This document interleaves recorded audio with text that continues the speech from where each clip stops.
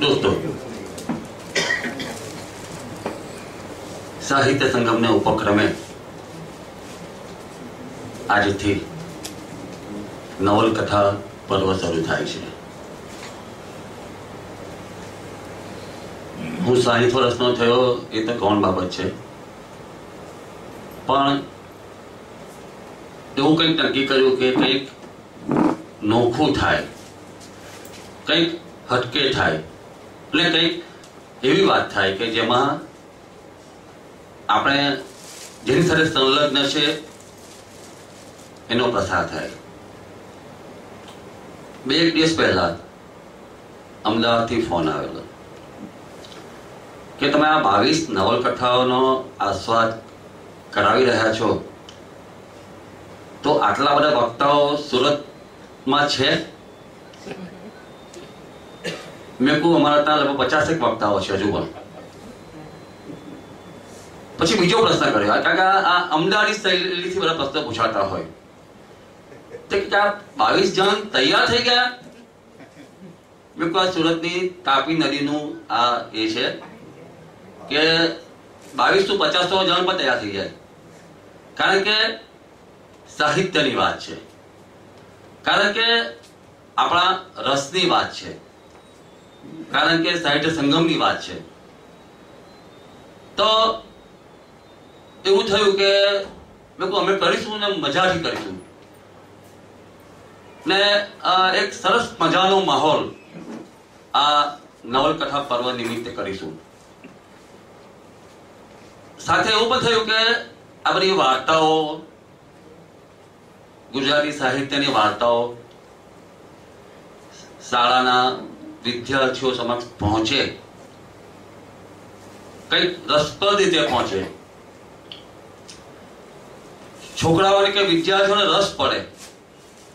એટલે બીજો ટૂંકો સૂઝ્યો મને કે આપણે 60 શાળામાં જઈને વાર્તાઓ કરવી. અવનવા અનુભવ થયા છે. 11મા 12મા ધોરણના છોકરાને પૂછીએ કે આ લેખકને તમે ઓળખો છો? સમ ખાવા પૂરતી પણ આંગળી ઊંચી ન થાય. એટલે સુરતના બહુ જાણીતા, એટલે આપણે તો એ લેખકને ઓળખો થઈએ કે આટલા મોટા લેખક, પણ એના વિશે પણ કોઈ જાણતું ન હોય. એટલે થયું કે ના, આ આંદોલન, આ અભિયાન ચલાવ્યા જ કર્યું આપણે, અને એ રીતે નવલકથા, વાર્તા, કવિતાને આજના ભાવકો સુધી પહોંચાડવી, અને એ રીતે આ બધા અભિયાન શરૂ થયા. જ્યારે 22 નવલકથાઓ વિશેની વાત થઈ ત્યારે પ્રફુલભાઈ જેવાએ પૂછ્યું કે કોને પ્રમુખ બનાવીએ? મેં કોઈ સસ્પેન્સ રાખીએ. મનમાં એવું હતું કે શ્રોતાઓમાંથી દરેકને પસંદ કરવા અને અહીંયા બેસાડી દેવા, એટલે શ્રોતાઓમાંથી પ્રમુખ. એટલે પછી પ્રશ્ન આવ્યો કે શ્રોતાઓમાંથી નવલકથાનો જાણકાર ન હોય, સાહિત્યનો જાણકાર ન હોય. મેં કહું અહીં આવે છે એનો અર્થ છે કે ભાવક તો છે જ, તો આપણે એ ભાવકને પછી પોતાની રીતે બોલવાની કોશિશ કરાવીશું, અને એ રીતે અહીં આપણે પ્રમુખ કરીએ. પણ આજે તો શરૂઆત છે, એટલે મસ્ત મજાના મોટા ગજાના લેખકની જરૂર પડે તો રવિન્દ્ર પાસે વિનંતી કે તો આવે. ના તો આવો રવિન્દ્ર, આવની ભાઈ રવિન્દ્ર, ના તા બોલ રવિન્દ્ર. અવની ધણીઓ કે ના પાડે એમ કે કોઈને ના પાડે. ના એ તો ના પાડે જ નહીં, ના પાડે જ નહીં. ખોટું આચારે બોલો વાચકમાં ખરો જ એટલે લોકો કહેવાના છે ને. પછી નવલકથાઓની પસંદગીની વાત આવી કે શું કરશું આપણે. મેં કહું પ્રથમ નવલકથાથી માંડીને આપણે આજ સુધીની જાણીતી, પ્રશિષ્ટ અને જેણે કેટલાક આંદોલનો કર્યા છે સાહિત્ય મારફતે, એવી નવલકથા પસંદ કરવી. એમાં પ્રફુલભાઈએ, રવિન્દ્રએ યાદી બનાવવામાં ખૂબ મદદ, કારણ કે બધું જ જાણતા હોતા નથી અને એમાં છે એક યાદી તૈયાર થઈ. અમે જાણીએ છીએ કે હજુ ઘણી બધી નવલકથાઓ રહી ગઈ છે, નોંધપાત્ર નવલકથાઓ. એટલે ગુજરાતી સાહિત્યની નવલકથાઓ એટલી રાખ નથી કે 22 નવલકથામાં આવી જાય. ઘણી બધી નવલકથાઓ છે, પણ આપણા કાર્યક્રમોની પણ મર્યાદા હોય. મને તો એવું થાય કે 1 મહિનો સુધી નવલકથા સતત ચલાવીએ ને દરરોજ 3 નવલકથાની વાત કરીએ. એવું પણ કરીશું આપણે, પણ એ રીતે અમે આ નવલકથાની પસંદગી કરી છે. આજે કરંગીલો, બજરંગબદ્ર અને ગુજરાતનો નાથ, નંદશંકર મહેતાની કરંગીલો આજે વાંચીએ તો કેવી લાગે? એ ત્યારની સામાજિક પરિસ્થિતિ છે. એ પરિસ્થિતિ અને આજની પરિસ્થિતિમાં કંઈક ફરક આવ્યો છે? કશું બદલાયું છે? અથવા બધું એવું ને એવું જ ચાલે છે, થોડુંક સમય બદલાયો છે એટલું જ? એટલે આ બધી બાબતો પણ આપણે જાણવાની કોશિશ કરીશું. સંધ્યા ભટ્ટ કવિતાઓ લખે, વાર્તાઓ લખે, અંગ્રેજીના પ્રાધ્યાપક છે. સાહિત્યની કોઈ પણ બાબત હોય ત્યારે સંધ્યાબેન પહેલા હોય. હંમેશા ના સાહિત્ય સંગમમાં પણ ઘણી વખત એ આવી ગયા છે. તો સંધ્યાબેનને વિનંતી કરીએ કે તો કરંગીલો વિશે વાત કરે એ પહેલા આપણે આ ચારેય મહાનુભાવોનું પુસ્તકથી સ્વાગત કરીશું. નાનુ બાપાને વિનંતી કે તેઓ સંધ્યાબેન ભટ્ટનું પુસ્તકથી સ્વાગત કરે.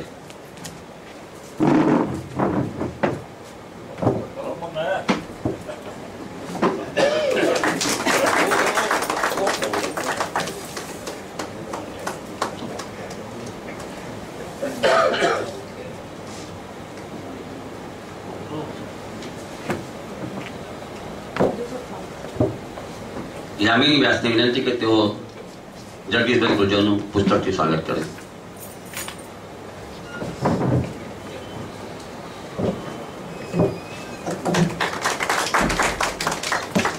ચિંતનને વિનંતી કે તેઓ પ્રફુલ્લ દેસાઈનું પુસ્તકથી સ્વાગત કરે.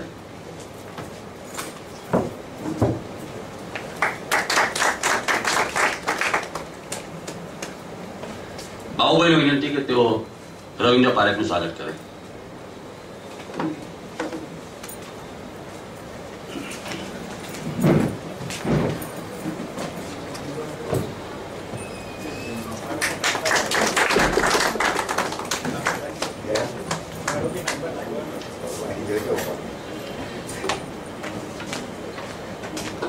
આ જ્યારે નવલકથાઓની વાત કરવાની હોય, બધી જ નવલકથાઓ વિશે કલાકો સુધી બોલી શકાય, પણ આપણે એવું નક્કી કર્યું છે કે 2 કલાકમાં આ 3 નવલકથાઓ પ્રમુખ સ્થાનેથી બોલાય તે, ક્યારેક જો સમય હોય તો પ્રશ્નોત્તરી પણ કરી શકાય, અને એમાં મારી ભૂમિકા સૌથી ઓછી રહેશે.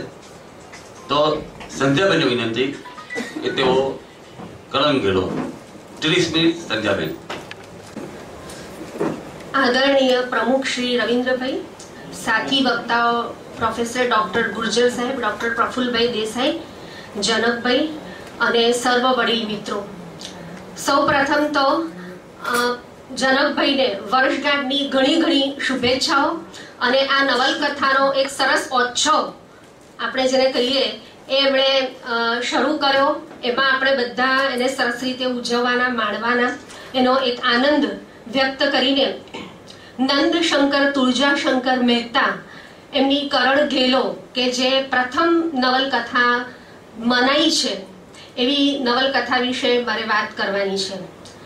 સૌથી પહેલા તો એક આનંદ એ પણ થાય છે કે આ જે લેખક નંદશંકર તુળજાશંકર મહેતા, એમનો જન્મ ગોપીપરામાં જ 1835માં 21મી એપ્રિલે થયેલો, અને એ જ ગોપીપુરાના વિસ્તારમાં આજે લગભગ 250 વર્ષ પછી આપણે અહીંયા બેસીને એમને યાદ કરીએ છીએ એ વસ્તુથી જ આપણને ખૂબ રોમાંચ થાય છે. અહીંયાથી હું આમ પસાર થતી હતી અને આ બધી ગલીઓ જ્યારે હું પણ અહીંયા સ્કૂલમાં રાયચંદ દીપચંદમાં અને મહિલા વિદ્યાલયમાં ભણતી હતી એ વખતે એટલે આ બધા વિસ્તારથી બિલકુલ પરિચિત. અને એ જ વાત નંદશંકરના જીવન ચરિત્રમાં પણ આવે, એ જ વાત કોઈક ને કોઈક રીતે નવલકથામાં પણ આવે. એ બધી વસ્તુઓ વાંચીને મને ખૂબ જ આનંદ થયો અને વર્ષોથી બસ કરણ ઘેરો પહેલી નવલકથા એવું ખબર, પણ એને વાંચવાનું બનેલું નહીં. અને આ નિમિત્તે એને વાંચવાનું થયું અને સાથે સાથે નંદશંકરનું જીવન ચરિત્ર પણ જોયું, બીજા પણ પુસ્તકો જોયા. તો એનો ખૂબ આ માટે આભાર માનું છું જનકભાઈનો. અને મારી વાતની શરૂઆત કરું તો મેં કહ્યું એમ 1835માં એમનો જન્મ થયો અને આ જે નવલકથા છે એ 1866માં પ્રગટ થઈ. ત્યાર પહેલા જો આપણે નંદશંકર જે ભણ્યા એમ કહેવાય છે કે આ જે નવલકથા છે એની અંદર આખી જે સુરતની વાત છે એ એમણે વણી લીધેલી છે. આ નવલકથાની ઘણી બધી આવૃત્તિઓ પણ થઈ. એની પ્રસ્તાવનામાં લખાયું છે એ પ્રમાણે નવલકથા પ્રગટ થઈ 1866માં. એટલે કે નંદશંકર જ્યારે 30 વર્ષના હતા ત્યારે એમણે આ નવલકથા લખી. તો 30 વર્ષ સુધીનું એમનું જીવન એ કેવું હતું? જીવન ચરિત્ર જે છે નંદશંકરનું એ એમના દીકરા વિનાયક નંદશંકર મહેતા લખે છે. આમ તો એમને 7 પુત્ર પુત્રી હતા અને જાણ માટે કહું કે નંદશંકરના દીકરાની દીકરી એ જ હંસા મહેતા કે જે આપણા MS યુનિવર્સિટીમાં વાઇસ ચાન્સેલર હતા. તો જ્યારે આખા કુટુંબ વિશે આપણે જાણીએ છીએ, બીજો એમનો દીકરો મનુભાઈ મહેતા, એમની દીકરી એ પુપુલ જયકર કે જે પણ ઇન્દિરા ગાંધીના ખૂબ નજીકના હતા, ખૂબ જ અભિજાત્ય વ્યક્તિત્વ ધરાવનારા એવા પુપુલ જયકર. તો આખું એક કુટુંબ નાગર બ્રાહ્મણ સારસ્વત અને જેને એમ કહેવાય કે વિદ્યા એમના રગોમાં વસતી હતી એવા નંદશંકર પોતા વિનાયક મહેતા જ્યારે જીવન ચરિત્રમાં લખે છે ત્યારે કહે છે એ વાંચવાની થોડીક મજા આવે એવી વાત છે, કારણ કે આપણા સુરતની છે, આપણા સુરતના વિસ્તારોની અંદર ધબકે છે. એટલા માટે હું એમની થોડીક વાત કરું તો એ કહે છે કે ઈસવીસન 1826માં આમ તો પહેલવહેલી ગુજરાતી શાળાઓ અંગ્રેજ સરકાર દ્વારા સુરતમાં ખોલવામાં આવેલી 1826માં અને 1840માં બોર્ડ ઓફ એજ્યુકેશન સ્થપાયું અને 1842માં અંગ્રેજી શાળા શરૂ થઈ. નંદશંકર લખે છે કે મારા મુખ્ય અધ્યાપક ગ્રીન સાહેબ હતા. આજે હું વાત કરી રહી છું એ અભિપ્રાય કરી રહી છું એટલા માટે કે કરણ ઘેરો ઉપર એમના અંગ્રેજી વાંચનની પુષ્કળ અસર છે. એમણે સ્કોટની નવલકથાઓ વાંચેલી, ઐતિહાસિક નવલકથાઓ વોલ્ટર સ્કોટની, ઉપરાંત ડુમાની નવલકથાઓ વાંચેલી. એમને એલેજી રિટન ઇન ધ કન્ટ્રી ચર્ચયાર્ડ ગ્રેનું આ બધું એમને ખબર હતું. તો ખૂબ જ સજ્જ એવા એ હતા. અને એ કેવી રીતે હતા તો એ કહે છે કે ગ્રીન સાહેબ મારા મુખ્ય અધ્યાપક હતા. હું સૌથી નાનો ને એક જ વર્ષમાં 3 ધોરણ કુદાવી ગયેલો, તેથી મારા ઉપર તેઓ ખૂબ પક્ષપાત રાખતા. ગ્રેની એલેજીમાંથી જગવિખ્યાત લીટીઓ મશ્કરીમાં કહેતા, જ્યારે હું ઉચ્ચારું ત્યારે કહેતા કે આ તો નાનકડો ક્રોમવેલ છે. ઓલિવર ક્રોમવેલ જે છે એ પોતાની કડકાઈ માટે અંગ્રેજી સાહિત્યમાં પ્યુરિટન એજમાં પોતાની કડકાઈ માટે ખૂબ જાણીતો અને નંદશંકર પણ એવા વ્યક્તિત્વ ધરાવનારા, એટલે એમ કે આ તો ક્રોમવેલ થવાનો છે. અને નંદશંકર લખે છે કે એ સમયમાં ઇતિહાસ અને સાહિત્ય એ બેને છૂટા નહીં પાડવામાં આવતા. તમે જુઓ કે ઇતિહાસ અને સાહિત્ય ખૂબ જ આમ તો બધી જ મનોવિજ્ઞાન પણ આજે તો આપણે જોઈએ તો આ બધા જ શાસ્ત્રો સાહિત્યની સાથે ખૂબ જોડાયેલા એવા છે. તો એ વખતે એમ કે એ જુદા નહીં પાડવામાં આવતા અને ઐતિહાસિક ગ્રંથો અમે વાંચતા અને સાથે સાથે સાહિત્યના જ્ઞાનમાં પણ અમે વધારો કરતા. અને એ રીતે બર્ક, મેકોલે, ગિબન, હેલમ આ બધા અમને કંઠસ્થ થઈ ગયેલા. અને ગ્રીન સાહેબ જે હતા એમની એમના પર ખૂબ જ અસર છે. એ લખે છે કે એ આપણી એક કમનસીબી કે 1850માં આ ગ્રીન સાહેબ મુંબઈ કોલેજના પ્રોફેસર થયા. અને નંદશંકર લખે છે કે આ મહાન પુરુષનું જીવન સુરતવાસીઓએ નથી લખ્યું એ કૃતજ્ઞતા જ ગણાય. તો તમે જુઓ કે આપણા સુરતનો 200 વર્ષ પહેલાનો જે ઇતિહાસ અને એનું જે શિક્ષણ એમાં પલોટાયેલા 1837માં જે આગ લાગેલી એ બધી પણ એમણે જોયેલી અને એ જ આગ લાગેલી એનું વર્ણન પણ આપણને કરણ ઘેલોમાં જોવા મળે છે. તો આ બધા જ એમના અનુભવ, એમનું જે બાળપણ હતું એ મોસાળ ઓલપાડમાં એમનું વીતેલું. અને ઓલપાડની અંદર પ્રકૃતિમાં ખૂબ જ ફરતા બધે જંગલો વનોમાં, તો એ જે બધું વર્ણન છે એ પણ કરણ ગેલોમાં આવે છે. તો આ બધી જ વાતોની જે એક અસર છે એ એમાં કહેવાય છે. આમ તો એનું જે વિષય વસ્તુ છે એ ફાર્બસકૃત રાસમાળામાંથી એનું બીજ લેવામાં આવેલું છે અને બહુ જ સરસ રીતે આખું જે એનું વિષય વસ્તુને માટે કેમ એમણે એ વિષય વસ્તુ પસંદ કર્યું એ વિશે ખૂબ સુંદર રીતે લખે છે કે એક જમાનો અસ્ત પામતો. એ પહેલા સેજ કહી દઉં તો કરણ ઘેલો એનો જે મુખ્ય નાયક છે એ કરણ છે. એટલે ઘેલો એટલા માટે કહેવામાં આવે છે કે ખૂબ અવિચારી હતો, ઉતાવળિયા પગલા ભરનારો હતો, એના મનમાં જે આવે તે કરી નાખતો અને એને કારણે કરણ ઘેલો એવું એનું શીર્ષક રાખ્યું છે અને એનું ઉપશીર્ષક રાખ્યું છે કે ગુજરાતનો છેલ્લો રજપૂત રાજા. આ નવલકથાનું ઉપશીર્ષક છે. અને કરણ રાજાના જીવનમાં જે ચઢાવ ઉતાર આવે છે એની આ કથા છે. તો એ જે ચઢાવ ઉતારની કથા છે એ વિષય વસ્તુ એમણે ખૂબ સુંદર પસંદ કર્યું છે અને એના માટે જો આ 3 જ લાઈનમાં બહુ સરસ રીતે લખેલું છે કે એક જમાનો અસ્ત પામતો, બીજો ઉદયગીરી પર ડોલતો, મગરૂબીનો માર, વ્યભિચારની હર, ધર્મનો જય, પાપનો ક્ષય, આનો ચિતાર આલેખવા ઉચિત ઐતિહાસિક સમય પસંદ કરવાની મારી ઈચ્છા હતી. તો આને કારણે એમણે એક આપણે કહીએ ને આમ પણ રાજાઓના પતન અને ચઢાવ, ઉતાર ચઢાવ એ આમે પણ કોઈ પણ નવલકથા હોય, મને એવું લાગે છે કે જે નવલકથાની અંદર એનું જે ઉઘાડ થતો હોય ત્યારે સહેજ ચડતી હોય, પછી પડતી હોય અને જીવનના આ જે સુખ દુઃખની જે છાયડી હોય એમાંથી જે એક ફિલોસોફી પ્રગટતી હોય એ કોઈ પણ નવલકથાકાર હોય એને એક પડકાર આપે એવી હોય. અને આ તો આપણી પહેલી જ નવલકથા છે.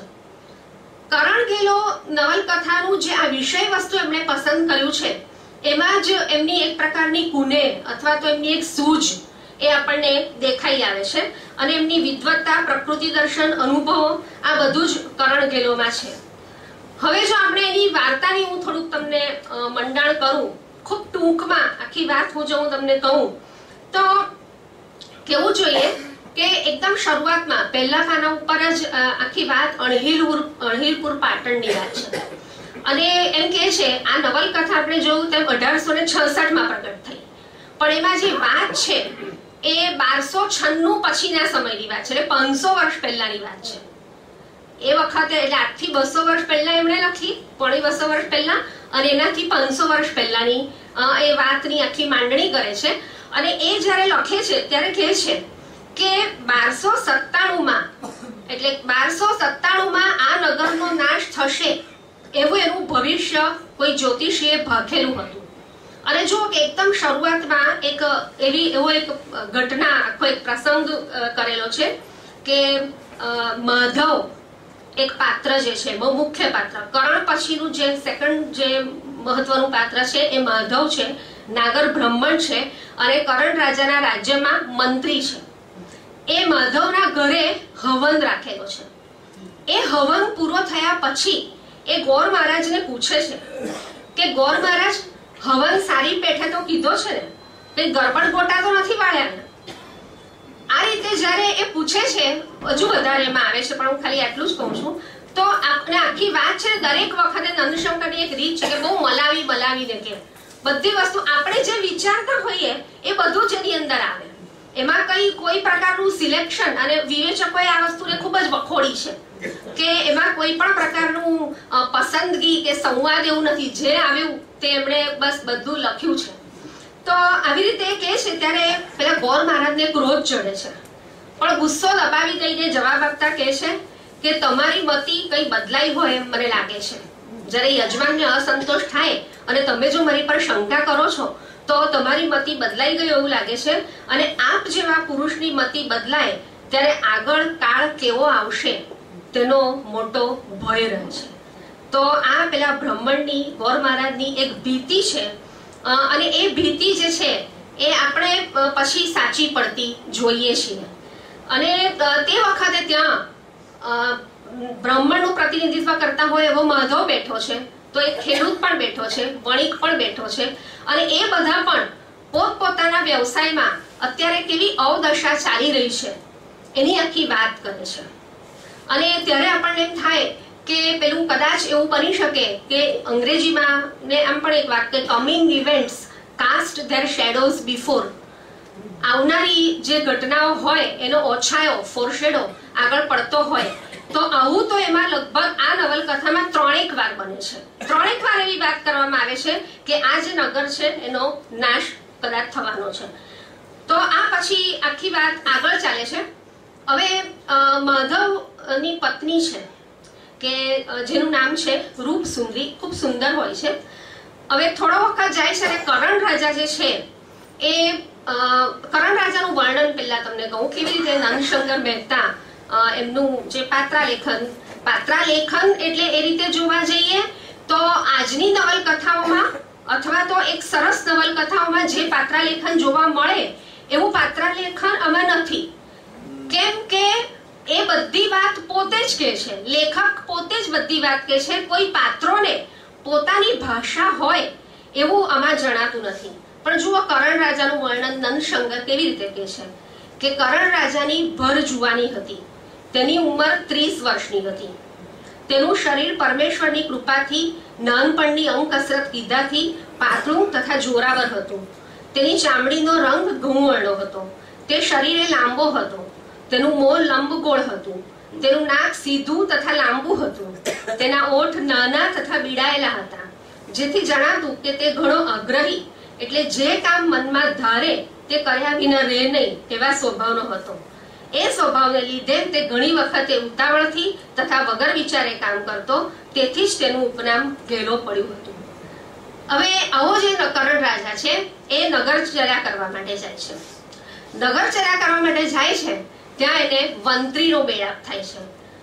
આ નંદશંકરના જીવન ચરિત્રમાં આ વાત પણ આવે છે. નંદશંકર પોતે એક વખત વર્ણન કરે છે કે હું આવી રીતે આ ગોપીપરાની આ ગલીઓમાં ને આમ તેમ જતો હતો અને મને છે તે કઈ અવાજો સંભળાયા. મને બાબરા ભૂતની વાત પણ એની અંદર છે, જે પણ આની અંદર સામેલ છે. તો એ વખતે જે આપણે એમ કહીએ કે આ સુપરસ્ટિશન, અંધશ્રદ્ધા કો કે ખરેખર લોકોના અનુભવ કો કે એ પ્રકારનું વાતાવરણ, કલ્ચર, સંસ્કૃતિ આપણે જે કંઈ કહીએ તે વખતે હતું. અને એટલા માટે કરણ રાજા આગળ જાય છે અને એને મંત્રી સલાહ આપે છે કે જો એમ કે તારે બાયડીથી બહુ સંભાળીને ચાલવું, તેની સાથે જેમ મરે તેમ ઓછો સંબંધ રાખવો, આવું એને કીધું છે. આપણા કરણ રાજા સાંભળી તો લે છે, પણ તમે જુઓ કે થોડાક જ વખતમાં લગભગ 2-3 પાના હજુ તો આપણે આગળ જઈએ છે, નગરચર્યા એ કરતા હોય છે અને આગળ જાય છે ત્યાં મહાદેવના મંદિરે દર્શન કરવા આવતી રૂપસુંદરી, માધવની પત્ની, એટલે એને ખબર નથી કે માધવની પત્ની છે. પહેલા તો એ જોઈ છે, ખૂબ સુંદર, એનું વર્ણન બહુ જ સરસ કરેલું છે આ જીવન ચરિત્રમાં. એ બધી પણ વાતો છે કે આ જે સુંદરતા છે એનું વર્ણન કેવી રીતે ક્યાંથી લીધું છે, પણ એ આપણે પછી સમય હશે તો કૌળા રાણી વખતે હું એની વાત કરીશ. એની વે પણ રૂપસુંદરી પર એની નજર પડે છે અને રૂપસુંદરીને જોઈને તો માધવ બધું જ ભૂલી જાય છે. પેલી વંત્રીએ જે એને કીધેલું તે પણ એ ભૂલી જાય છે અને એને થાય છે કે આ જે સ્ત્રી છે તો મારી પાસે હોવી જોઈએ. પછી એને ખબર પડે છે કે આ તો માધવની પત્ની છે, એટલે એ માધવને કોઈ કામે, મંત્રી છે માધવ એમનો, એટલે મોકલી આપે છે ક્યાંક બહારગામ. એ બહારગામ જાય છે અને માધવના આખા મહેલને ઘેરી લેવામાં આવે છે અને જે પેલી રૂપસુંદરી છે એનું હરણ કરવામાં આવે છે, અપહરણ કરવામાં આવે છે. રૂપસુંદરીનું જ્યારે અપહરણ કરવામાં આવે છે ત્યારે માધવનો નાનો ભાઈ છે કેશવ. આ કેશવ જે છે એ વચ્ચે ઉભો રહી જાય, ખૂબ વીર અને બહાદુર એને બતાવ્યો છે. વચ્ચે ઉભો રહી જાય છે કે ના, મારી લાશ ઉપરથી જ પસાર થઈને તમે રૂપસુંદરીને લઈ શકો. તો સિપાહીઓ એને પણ મારી નાખે છે. એને મારી નાખે છે અને આ રૂપસુંદરી જે છે એ તો બેભાન થઈ ગઈ હોય છે, કારણ કે ખૂબ આમ નમળી સરસ હોય છે. બધા સિપાહીઓ આક્રમણ કરે છે એટલે બેભાન થઈ ગઈ હોય છે. અને જ્યારે કેશવની મરણતોલ ચીસ સાંભળે છે મરણ વખતની, ત્યારે અચાનક તે જાગી જાય છે અને પછી તો એને સિપાહીઓ લઈ જાય છે અને કરણ રાજાને ત્યાં મૂકી આવે છે. આપણે આમ જોવા જઈએ તો રૂપસુંદરીનું પાત્ર આખું અહીંયા જ પૂરું થાય છે. પણ આ સમયે એક જે ઘટના છે એની તરફ હું તમારું ધ્યાન દોરવા માંગુ છું કે કેશવની પત્ની પણ છે જેનું નામ ગુણસુંદરી છે. આ જે કેશવની પત્ની છે એ કેશવ મૃત્યુ પામે છે, એટલે હવે એને સતી થવાનું છે એ સમયના રિવાજ પ્રમાણે. આ બાજુ ગુણસુંદરીની જે માં છે એના મનમાં કેવા ચિત્ર વિચિત્ર વિચારો ચાલે છે એ સમયની જે માતા છે એનું માનસ બરાબર વ્યક્ત કરે છે કે ગુણસુંદરીની માં છે એટલે બે વસ્તુ ચાલે છે. સ્વાભાવિક છે કે પોતાની દીકરી સતી થવાની હોય જુવાનીમાં, તો એક બાજુ એને દુઃખ પણ થાય, એને એમ થાય છે કે આ જો મરી જશે એટલે સ્વાભાવિક રીતે માને દુઃખ થાય, પણ એક બાજુ એને એમ વિચાર આવે છે કે જો આ જીવશે તો આખી જિંદગી આટલી બધી સુંદર છોકરી અને કેવું એનું જીવન વીતશે, શું થશે, એની અસલામતી, આ બધા ભય પણ એને મનમાં લાગે છે. અને એટલા માટે એ મનમાં એવું વિચારે છે કે આ સતી થાય તો જ સારું, આવું એ વિચારે છે. પરંતુ એની જે દીકરી છે એને ઊંધું કે છે. જો અહીંયા આગળ પેલા નંદ શંકરનું આપણે કેવું તો કહી શકાય કે મનોવિજ્ઞાન ની રીતે જે આખી વાત કરે છે કે જે પણ કરાવવું છે એનાથી ઊંધી વાત કરે છે. એ એવું કે છે પેલી ગુણસુંદરીને કે તું જો એમ કે પતિની પાછળ એમ કે જતી રહે તો અમારું શું થાય, એના કરતા તારે જીવવું જ જોઈએ, અને આવી રીતે એને વાત કરે છે. પણ પછી સ્વાભાવિક છે, આ પણ એક સાયકોલોજી છે કે આપણને જે કહેવામાં આવે એનાથી આપણે ઊંધું જ કરતા હોઈએ છીએ, જુદું જ આપણને કરવાનું ગમે છે. તો પછી પેલી જે ગુણસુંદરી છે એ કહે છે કે ના, હું તો મારા પતિ પાછળ સતી થઈશ. તો એ આખી ઘટના સરસ રીતે આની અંદર રજૂ કરી છે. આ આખી વાત આગળ ચાલે છે અને ત્યાર પછી માધવ જે છે એ આવે છે તો એને ખબર પડે છે કે મારી પત્ની, આખું મારું ઘર બધું અસ્તવ્યસ્ત, બધું વેર વિખેર, મારો ભાઈ મરી ગયો, બધું થયું. એટલે એ જતો રહે છે ત્યાંથી, પણ એને બદલાની ભાવના એના મનમાં છે. આ પણ એક આમ જોવા જોઈએ તે વખતનું એક થીમ હતું, રિવેન્જ થીમ. તો એ બદલાની ભાવના છે અને એને માટે શું કરવું, તો એ બધા પ્રદેશો પાર કરતો જાય છે. વચ્ચે અંબા માતાનું મંદિર આવે છે અને અંબા માતાના મંદિર, અંબાજી, આબુ, આ બધું વર્ણન આવે છે. અને આપણે જાણીએ છીએ કે નંદશંકર પણ આ બધા પ્રદેશો, રાજપીપળામાં પણ એમની કેટલોક વખત બદલી થયેલી, અંબા, આબુ પણ ગયા હતા, દિલ્હી પણ ગયા હતા. તો આ બધું વર્ણન આવે છે. અને પછી અંબા માતાના મંદિરમાં આ પણ એક એમના મનની એક જેને ફેન્ટસી કહેવાય, એક તરંગ એ જુએ છે કે જાણે કે અંબા માતા મ્લેચ્છ થઈ ગયા છે એટલે પેલા. અને એની પાસે એક માણસ છે, એની ચોટલી પકડે છે અને ચોટલી એમ કે એના હાથમાં રહી જાય છે. તો આ જે મ્લેચ્છ એટલે કે બિન હિન્દુ, એટલે એના મનમાં એમ થાય છે કે એમ મનમાં વિચારી લે છે કે મારે જો બદલો લેવો હશે તો મારે દિલ્હીમાં જે અલાઉદ્દીન ખિલજી છે એની પાસે જ મારે જવું પડશે અને આ તુર્ક જ મને મદદ કરશે. એમ કરીને દિલ્હી જાય છે અને પછી ત્યાં આગળ જઈને અલાઉદ્દીન ખિલજી જે છે એનું દિલ જીતે છે કોઈક રીતે, અને પછી એને તૈયાર કરે છે. અને પછી એ લોકો જે છે એ આક્રમણ કરે છે આપણા એના ઉપર, કરણ રાજા ઉપર. કરણ રાજા એટલે આપણા ગુજરાત ઉપર આ રીતે આખું આક્રમણ થાય છે. અને પછી એમાં વચ્ચે હસ્તિનાપુરમાં હિન્દુ મુસ્લિમ વચ્ચેના અથડામણની આ બધી પણ વાત છે. ઘણી બધી વાતો, આડ વાતો તો પુષ્કળ આવે છે. એમાં પ્રકૃતિ વર્ણન પણ હોઈ શકે અને તે પણ હોઈ શકે. એક બાજુ હવે એ જોવાની વાત છે કે જે માધવ રાજા રૂપસુંદરીનું અપહરણ કરીને પોતાના મહેલમાં લઈ આવેલો, ત્યાં તો હવે રૂપસુંદરી એમ જ પડી છે. એટલે કારણ કે સ્વાભાવિક છે કે એમાં પણ પછી વચ્ચે કહે છે આપણા નંદશંકર કે કોઈ વસ્તુ આપણને નહીં મળી હોય ત્યાં સુધી જ આપણને તેનું મહત્વ હોય છે, પણ એક વખત આપણને વસ્તુ મળી જાય પછી આપણને તેનું મહત્વ રહેતું નથી. તો પેલી રૂપસુંદરી છે તે તો સ્વાભાવિક છે કે પોતાના પતિથી વિખૂટી પડીને એક બાજુ એ હોય છે. તો આ રીતે વર્ણન કરે છે. કરણ રાજા પણ સતત દુખી રહે છે કારણ કે એક બાજુ એની ઉપર આક્રમણ થાય છે, પણ પછી એ શું કરે છે કે આક્રમણ હજુ થયા પહેલા આખી ચઢાઈ પહેલાની જે બધી તૈયારીઓ છે એ ચાલતી હોય છે. અને કરણ રાજા નક્કી કરે છે સિદ્ધપુર જવાનું. એક બાજુ મહધવની જે સેના છે તે આવેલી છે, એક બાજુ મુસ્લિમોનું બળ છે. અને એ બધામાં યુદ્ધની અંદર એક તબક્કે એવું થાય છે કે કરણ રાજા નો ઘોડો કપાઈ જાય છે એટલે પડે છે. તો વચ્ચે એક હરપાળ નામનું એક પાત્ર આવે છે કે જે કરણ રાજાના માસીનો દીકરો છે, કે જેને એક વખત બાબરા ભૂતથી પણ એને બચાવેલો, બાબરા ભૂતને બહાર કાઢી મૂકેલું હોય છે હરપાળે. એટલે એવા બધા પાત્રો આવે છે અને કોઈક રીતે કરણ રાજાને બચાવીને લઈ જાય છે. પણ કરણ રાજા જ્યારે મહેલમાંથી જતા રહે છે એટલે આક્રમણને કારણે, તો સ્વાભાવિક છે કે કરણ રાજાની જે પટરાણી છે, પોતાની પટરાણી કૌળા રાણી, આ કૌળા રાણીને માટે નંદશંકર જીવન ચરિત્રમાં કીધું છે કે ખરેખર એનું નામ કમલ છે, પણ કમળ એનું કંવલ કરેલું છે અપભ્રંશ અને પછી કવળા રાણી, આ રીતની આખી વાત છે. હવે રૂપસુંદરી અને કવળા રાણી એ બંનેના સુંદરતાનું વર્ણન છે, પણ રૂપસુંદરી છે એ ખૂબ નાજુક કોમળ એવું એનું વર્ણન છે, અને કવળા રાણી જે છે એ ખૂબ બહાદુર છે. તો એ બધી રાણીઓને ભેગી કરે છે અને કહે છે કે આપણે અહીંયાથી ભાગી જઈએ, આખા મહેલને આગ લગાવી દઈએ. અને પછી એ પોતાની 2 દીકરીઓને લઈને આખા પોતાના મોઢા ઉપર રંગ ચોપડીને કવળા રાણી ભાગી જાય છે. એક પછી એક ગામ બહાદુરીથી ઘોડા ઉપર પસાર કરતી રહે છે. અને એક તબક્કે એવું થાય છે પણ કે એની જે 2 દીકરીઓ છે, એટલે કરણ રાજાની 2 દીકરીઓ છે, મિનળ દેવી અને દેવળ દેવી. મિનળ દેવી 8 વર્ષની છે, દેવળ દેવી 4 વર્ષની છે, પણ ખૂબ જ સુંદર છે. બધી સ્ત્રીઓમાં ખૂબ સુંદર અને એટલું સુંદર વર્ણન હોય કે આપણને વર્ણન વાંચવાની ખૂબ મજા આવે. એ રીતે આપણે તે સમયનું જે ચિત્ર છે આપણા મનની સામે તાદૃશ થાય. એની વેલિડિટી વગેરેની વાત આખી અલગ છે, પણ એક પ્રકારનો એ સમય આપણા મનમાં જીવંત થાય એવું આ નવલકથામાં બને છે. અને પછી આ રીતે મિનળ દેવી અને દેવળ દેવી પણ એની સાથે જાય છે, પછી એ પણ છૂટી પડી જાય છે, વળી પાછી કરણ રાજાની સાથે થાય છે. એક તબક્કે એવું બને છે અને સેવા કરે છે પિતાની. મિનળ દેવી મોટી છે, ગુજરી જાય છે વચ્ચે કોઈક અગમ્ય કારણોસર, અને દેવળ દેવી છે એને વળી પાછો એક યાદવ છે, શંકર દેવ કરીને એક મરાઠા છે, એની સાથે એને પ્રેમ થાય છે, પણ કરણ રાજા એની સાથે પરણાવવાની ના પાડે છે. પણ છેલ્લા જ્યારે ખબર પડે છે કે હવે પાછું અલાઉદ્દીન ખિલજીને ત્યાં વળી પાછું એવું બને છે કે આ કવળા રાણી જે છે એ ત્યાં આગળ રાણી થઈને રહેતી હોય છે. એક વખત એવું બને છે કે પેલા સિપાહીઓને પકડવામાં સક્સેસફુલ જાય છે અને ત્યાં આગળ રાણી થઈને પણ રહેતી હોય છે. તો આ બધી વસ્તુઓ આપણને બહુ ઇમ્પ્રોબેબલ લાગે, અસંભવિત લાગે એવું આ નવલકથામાં ઘણું છે. કોઈ પણ પાત્ર કોઈ પણ વખતે કોઈના પણ દ્વારા એનું અપહરણ પણ થઈ શકે, અથવા તો કોઈ પાત્ર બચી પણ જાય.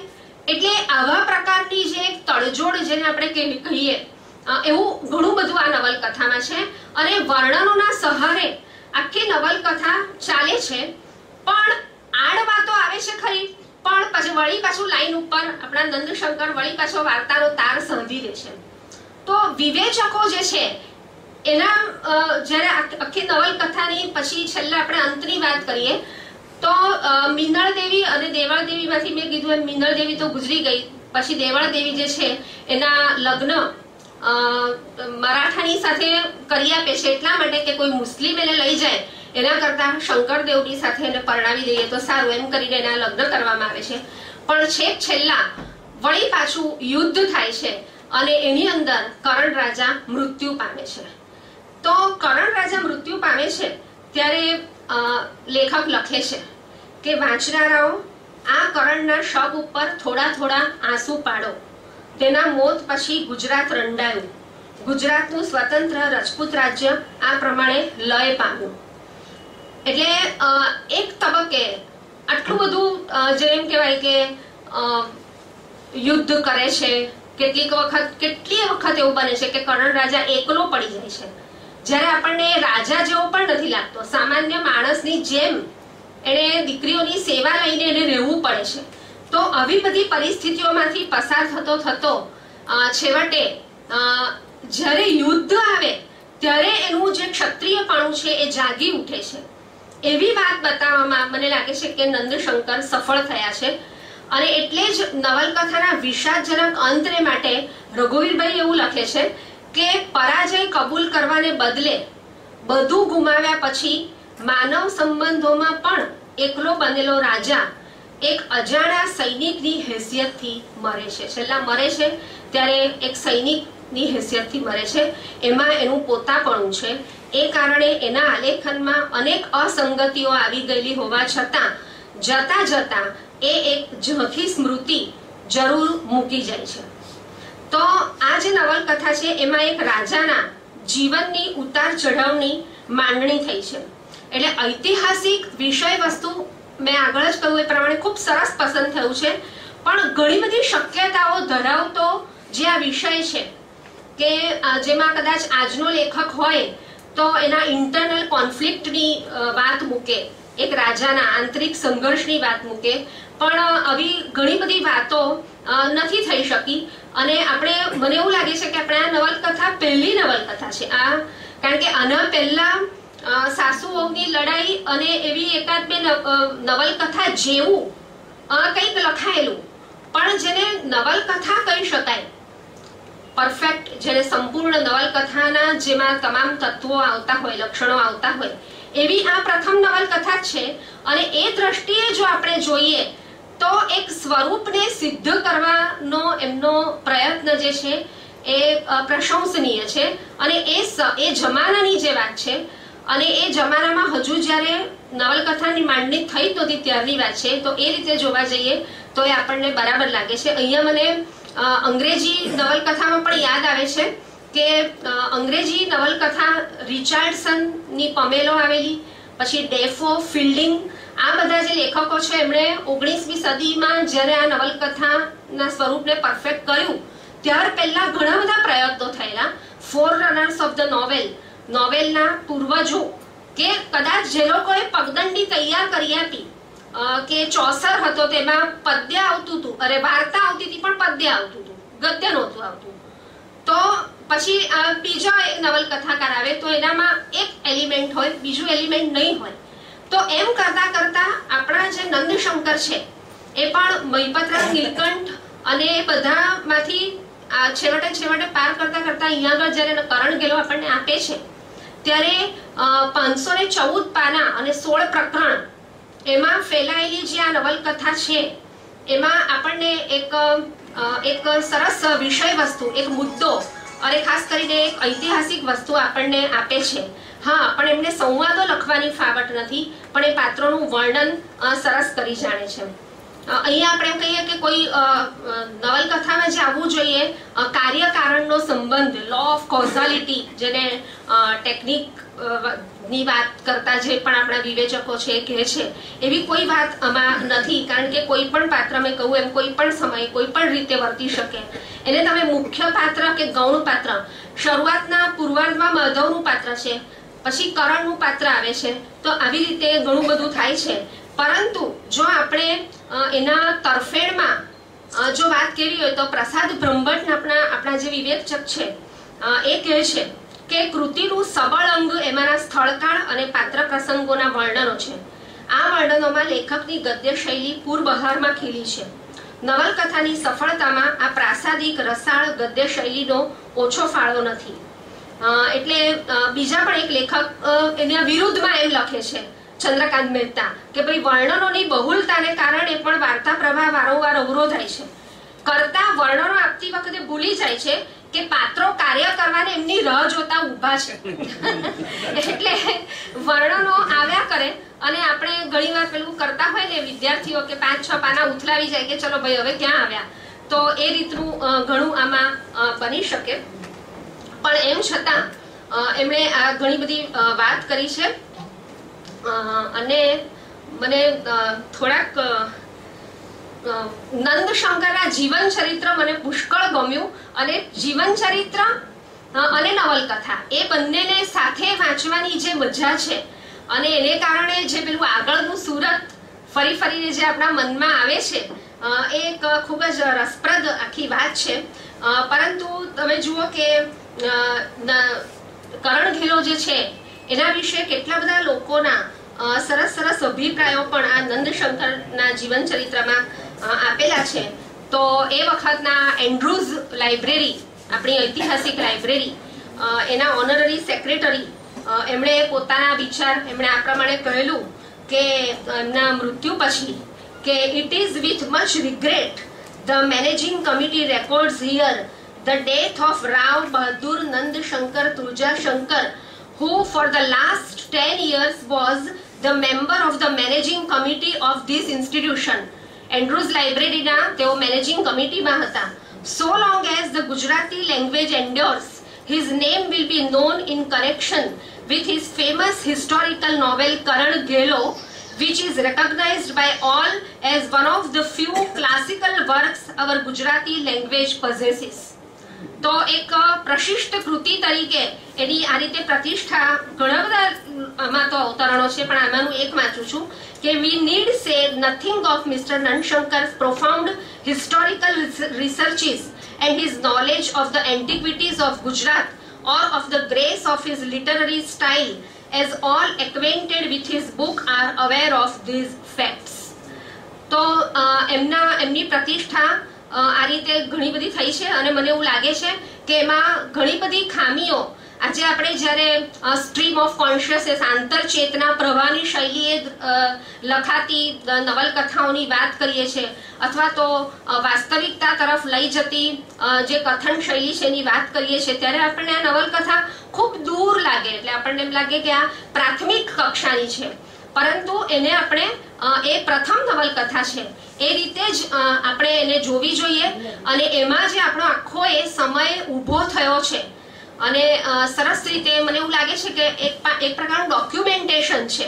આપણે ભગવતીભાઈ કાયમ એવું કહેતા હોય છે કે સમયનો દસ્તાવેજ જ્યારે આપણી કૃતિઓમાં ઝીલાય તો ભવિષ્ય આજે આપણે એ વાંચીને આપણને ખબર પડે છે કે ભાઈ એ વખતે સુરત આવું હતું.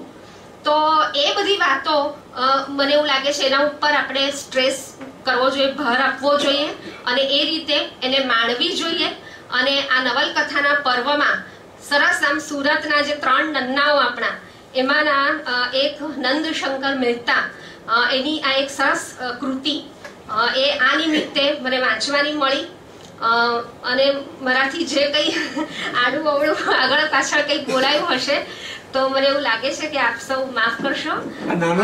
નાનો બાપાનું જે ઘર છે ને એ નંદશંકર મોહલ્લો જ કહેવાય, એટલે ઐતિહાસિક સંદર્ભ અહીંયા સુધી આવે. ચોથા નન્ના નવલરામ, નંદશંકર અને નંદશંકર નવલરામ અને નર્મદ આ 3થી સુરતની ઓળખ જ અત્યારના નામની. અને નંદશંકરના ઘરની સામે હું રહું છું. એટલું જ નહીં, નર્મદ સાહિત્ય સભા તરફથી નર્મદ ચંદ્રક આપીએ છીએ અમે અને અમારા મોહલ્લાનું નામ બી નંદશંકર સ્ટ્રીટ છે.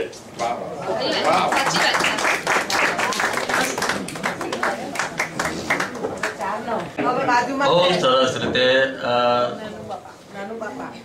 સંધ્યાબેને સરસ વાત કરી.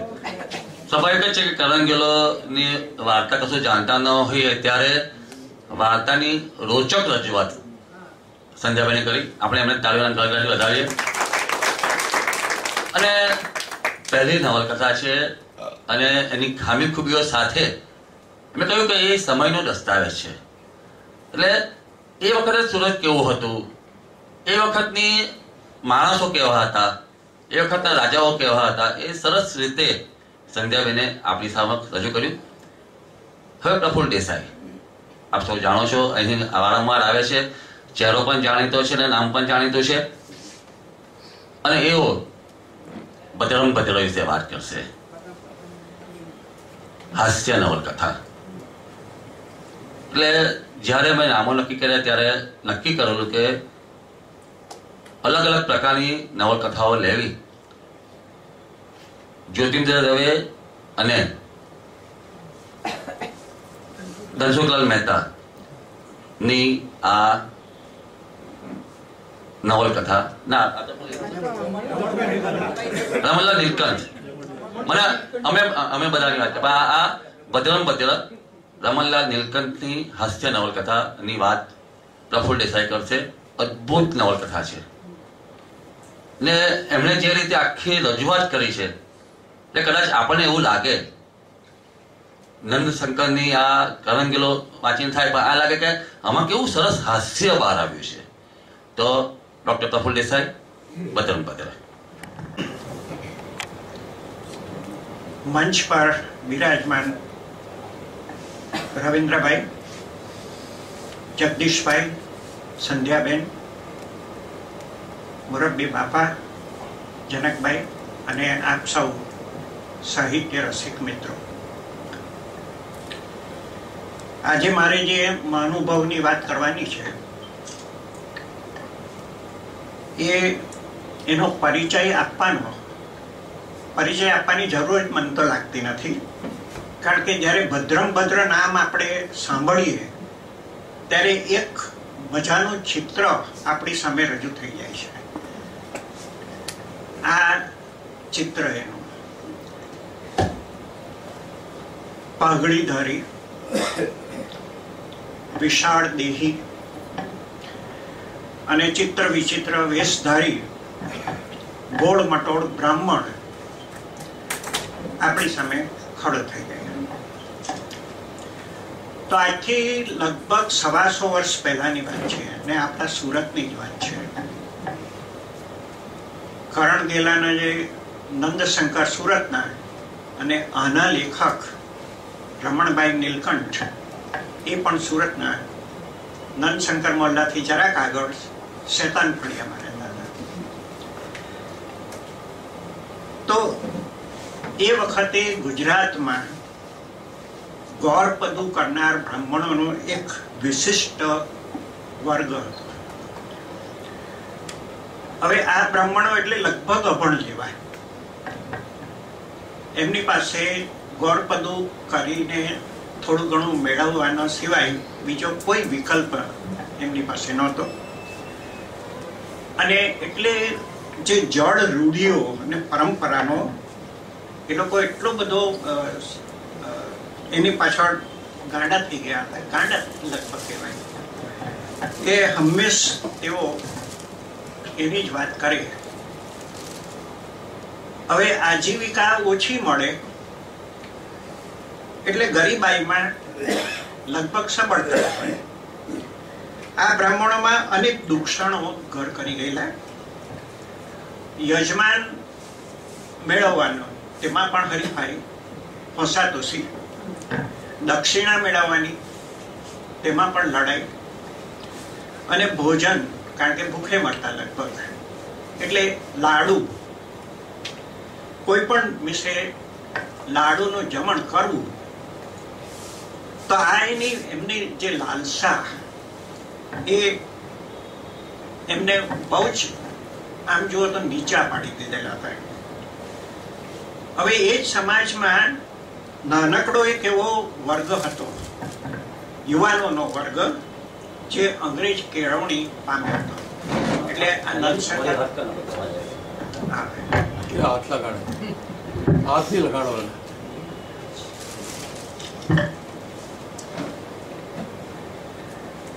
જે નાનકડો યુવાન વર્ગ હતો એ અંગ્રેજ કેળવણી પામેલો. એટલે નંદશંકરની જે આપણે વાત કરી એના પછીના લગભગ 50, 60, 70 વર્ષ પછીની વાત. તો આ યુવાનોને, બુદ્ધિજીવીઓ જે કહેવાય, તે જૂની વિચારસરણી અને રૂઢિઓ, પરંપરાને નકામી માનતા હતા. અને પેલા ઢોંગી અને દોડ ઘાલું જે વડીલો બ્રાહ્મણો એની સામે પ્રહાર કરવામાં માનતા હતા. નવી કેળવણીને પ્રતાપે બ્રાહ્મણ સમાજમાં સનાતનીઓ એક બાજુ અને એની સામે સુધારાવાદીઓ, એમ બે વિરોધ પક્ષો એક જ સમાજમાં, એક જ જ્ઞાતમાં પડી ગયા હતા. અને તેઓ એકબીજાની સાથે હંમેશ ટકરાયા કરતા. અલબત્ત ત્યારે ગોવર્ધન રામ ત્રિપાઠી જેવા અમુક વિદ્વાનો હતા જે આ બંને પક્ષના સમન્વયમાં માનતા હતા. પણ કમનસીબી એ હતી કે આ બંને પક્ષો વચ્ચે મધ્યસ્થી કરવા માટે તેઓ ક્યારેય તૈયાર થયા નહોતા. તેઓએ સનાતનવાદીઓ સમાજમાં અને જ્ઞાતમાં પ્રચંડ બહુમતી ધરાવતા હતા. એટલે પોતાની તાકાતથી સુધારાવાદીઓને દુશ્મન ગણે અને એમની હેરાનગતિ કરે. અને જ્યારે તક મળે ત્યારે એના પર અમુક જાતનો જુલમ પણ કરી દે. આજે તો આવી જાતનો સંઘર્ષ આપણે ભાગ્યે જ જોવા મળે, આપણા ખ્યાલમાં પણ નહીં આવે, પણ ત્યારની વાત અલગ હતી. તો આવા એક સુધારાવાદી, જે મેં કહ્યું મહિપતરામ રૂપરામ નીલકંઠ, એ સુધારાવાદી પ્રવૃત્તિને લીધે સદાનતનીઓને બહુ ખૂંચતા હતા. અને તેમાં કંભાગ્ય ગણો કે કોઈ ભાગ્ય ગમે તે રીતે તેઓ ઇંગ્લેન્ડની યાત્રા કરી આવ્યા. એટલે એ નિમિત્તે કે સમુદ્ર પાર ગયા તમે, એટલે એમને અને એમના કુટુંબને, પત્ની બાળકો સહિત બધાને ન્યાત બાર કરી દીધા. મહિપતરામને એમના કુટુંબને જે કંઈ હેરાનગતિ ભોગવવી પડી, અપમાન ભોગવવા પડ્યા અને ખરાબ વ્યવહારનો જે સાક્ષી તે એમના મોટા દીકરા રમણભાઈ નીલકંઠ,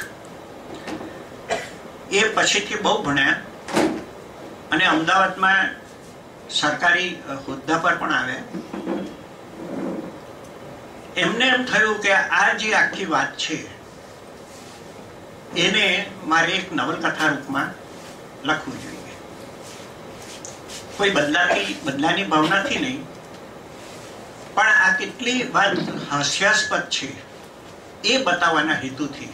અને બીજો એક હેતુ હતો કે એ રીતે લોકોમાં સમજ કેળવાય અને સુધારાવાદી વલણ જરા આગળ આવે.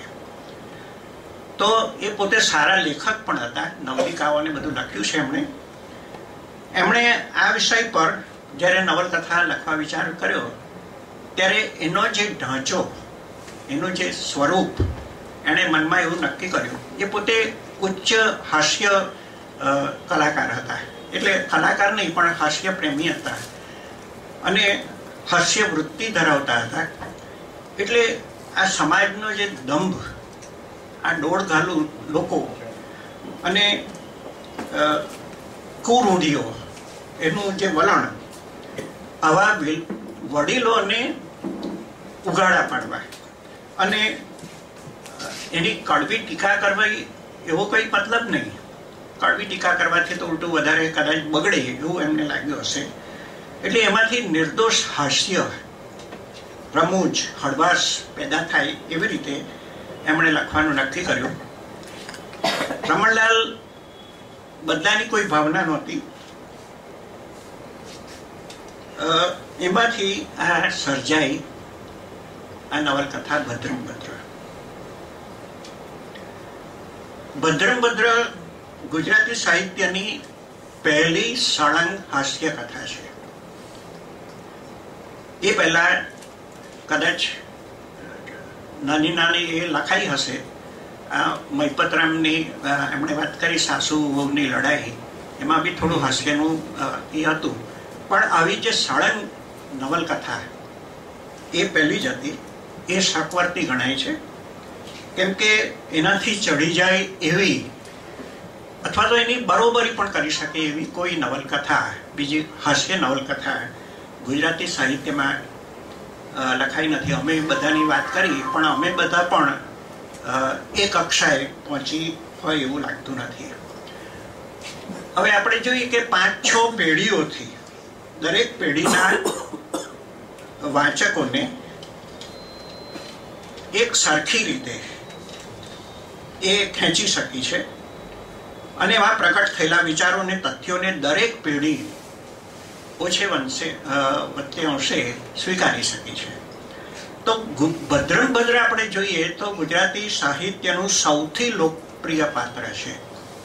એના જેટલી લોકપ્રિયતા બીજા કોઈ પાત્રને, ગુજરાતી સાહિત્યના કોઈ પાત્રને લોકપ્રિયતા એટલી મળી નથી. આપણે સરસ્વતીચંદ્રની વાત કરીએ તો એના નાયક સરસ્વતીચંદ્રને પણ આટલી લોકપ્રિયતા મળી નથી. તો લેખકે ભદ્રમ ભદ્રને ચુસ્ત સનાતની અને હિન્દુ ધર્મના પક્ષપાતી તરીકે એમાં વર્ણવ્યો છે. પણ તે પોતાના દેખાવ, પોતાની વિચાર, વાણી, વર્તન એને લીધે આપણને બહુ જ હાસ્યાસ્પદ લાગે છે. આમ ભલો ભોળો દેખાય છે, પણ ભોટ છે, દંભી છે, મિથ્યાભિમાની છે, બીકણ છે. બોલવામાં સુરો, પણ આમ પાછો બીકણ, દીર્ઘસૂત્રી છે. એ વારંવાર પોતાની મૂર્ખાઈને કારણે મુશ્કેલીઓમાં વારંવાર આવી પડે છે અને ક્યારેક શારીરિક માર પણ ખાય છે. અને શારીરિક માર ખાય છે ત્યારે પણ આપણને તો એના પર હસવું જ આવે છે, એના પર દયા આવતી નથી. તો એની સાથે એનો સાથીદાર બીજો છે અંબારામ. હવે અંબારામ છે તે આ આખી ભદ્રમ ભદ્રની વાત અંબારામ પોતે કરે છે. એ આમ જુઓ તો બહુ ઠાવકો માણસ દેખાય છે, સમજદાર છે, નમ્ર છે, સરળ છે અને આમ જુઓ તો પ્રેક્ટિકલ છે. એ કથા કહેતા કહેતા દરેક પ્રસંગને સમુચિતતાથી અથવા તો તટસ્થ રીતે વર્ણવે છે.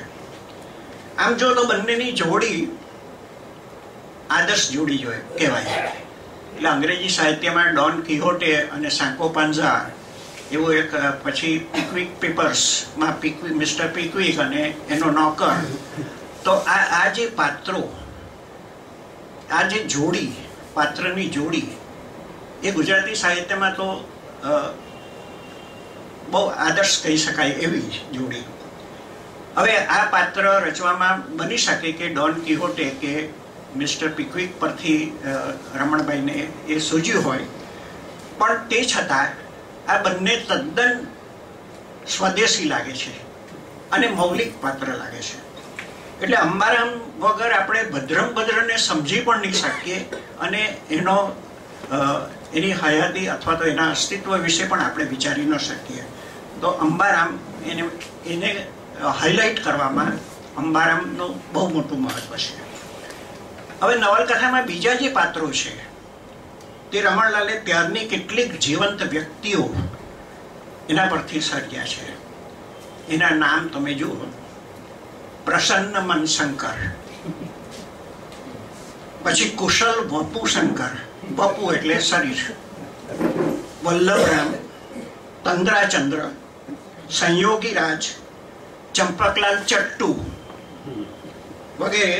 એ બધા પ્રાચીન મતવાદીઓ છે અને આ પાત્રો દ્વારા માનવ મનની અનેક જે વક્રતાઓ એનું બહુ સરસ આ પાત્રો દ્વારા લેખન થયું છે.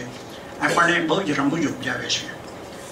નવલકથામાં શરૂઆતથી જ એવા સરસ મજાના પ્રસંગો બને છે જે સતત હાસ્ય પેદા કરે છે. દાખલા તરીકે ભદ્રનું મૂળ નામ છે દોલત શંકર. હવે એક રાત્રે એને સપનું આવે છે અને સપનામાં મહાદેવ શંકર ત્રિશૂળ લઈને એને મારવા આવે છે અને એમ કહે છે કે તે મારા નામને એક યાવની ભાષાનો શબ્દ દોલત સાથે જોડ્યો, તને હું મારું. સપનામાંથી એકદમ જાગી ગયો અને એવો ડરી ગયો કે એણે કહ્યું કે હું પ્રાયશ્ચિત કરવા માંગુ છું. બ્રાહ્મણો પાસે પ્રાયશ્ચિત કરાવ્યું, પણ હવે દોલત શંકર નામ બદલવું પડે.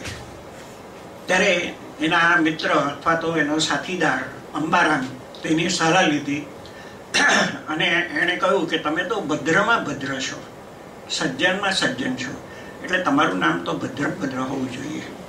તો ત્યારથી દોલત શંકર ભદ્ર થયા. હવે આગળ ચાલે તો બંને જણને ખબર પડે છે કે મુંબઈના માધવબાગમાં સુધારાવાદીઓની વિરુદ્ધ એક મહાસભા મળવાની છે અને એમાં ભાગ લેવા આપણે જવું જોઈએ. એટલે બંને જણા મુંબઈ જવા અમદાવાદના સ્ટેશને જાય છે. હવે હું થોડુંક આ પુસ્તકમાંથી વાંચું.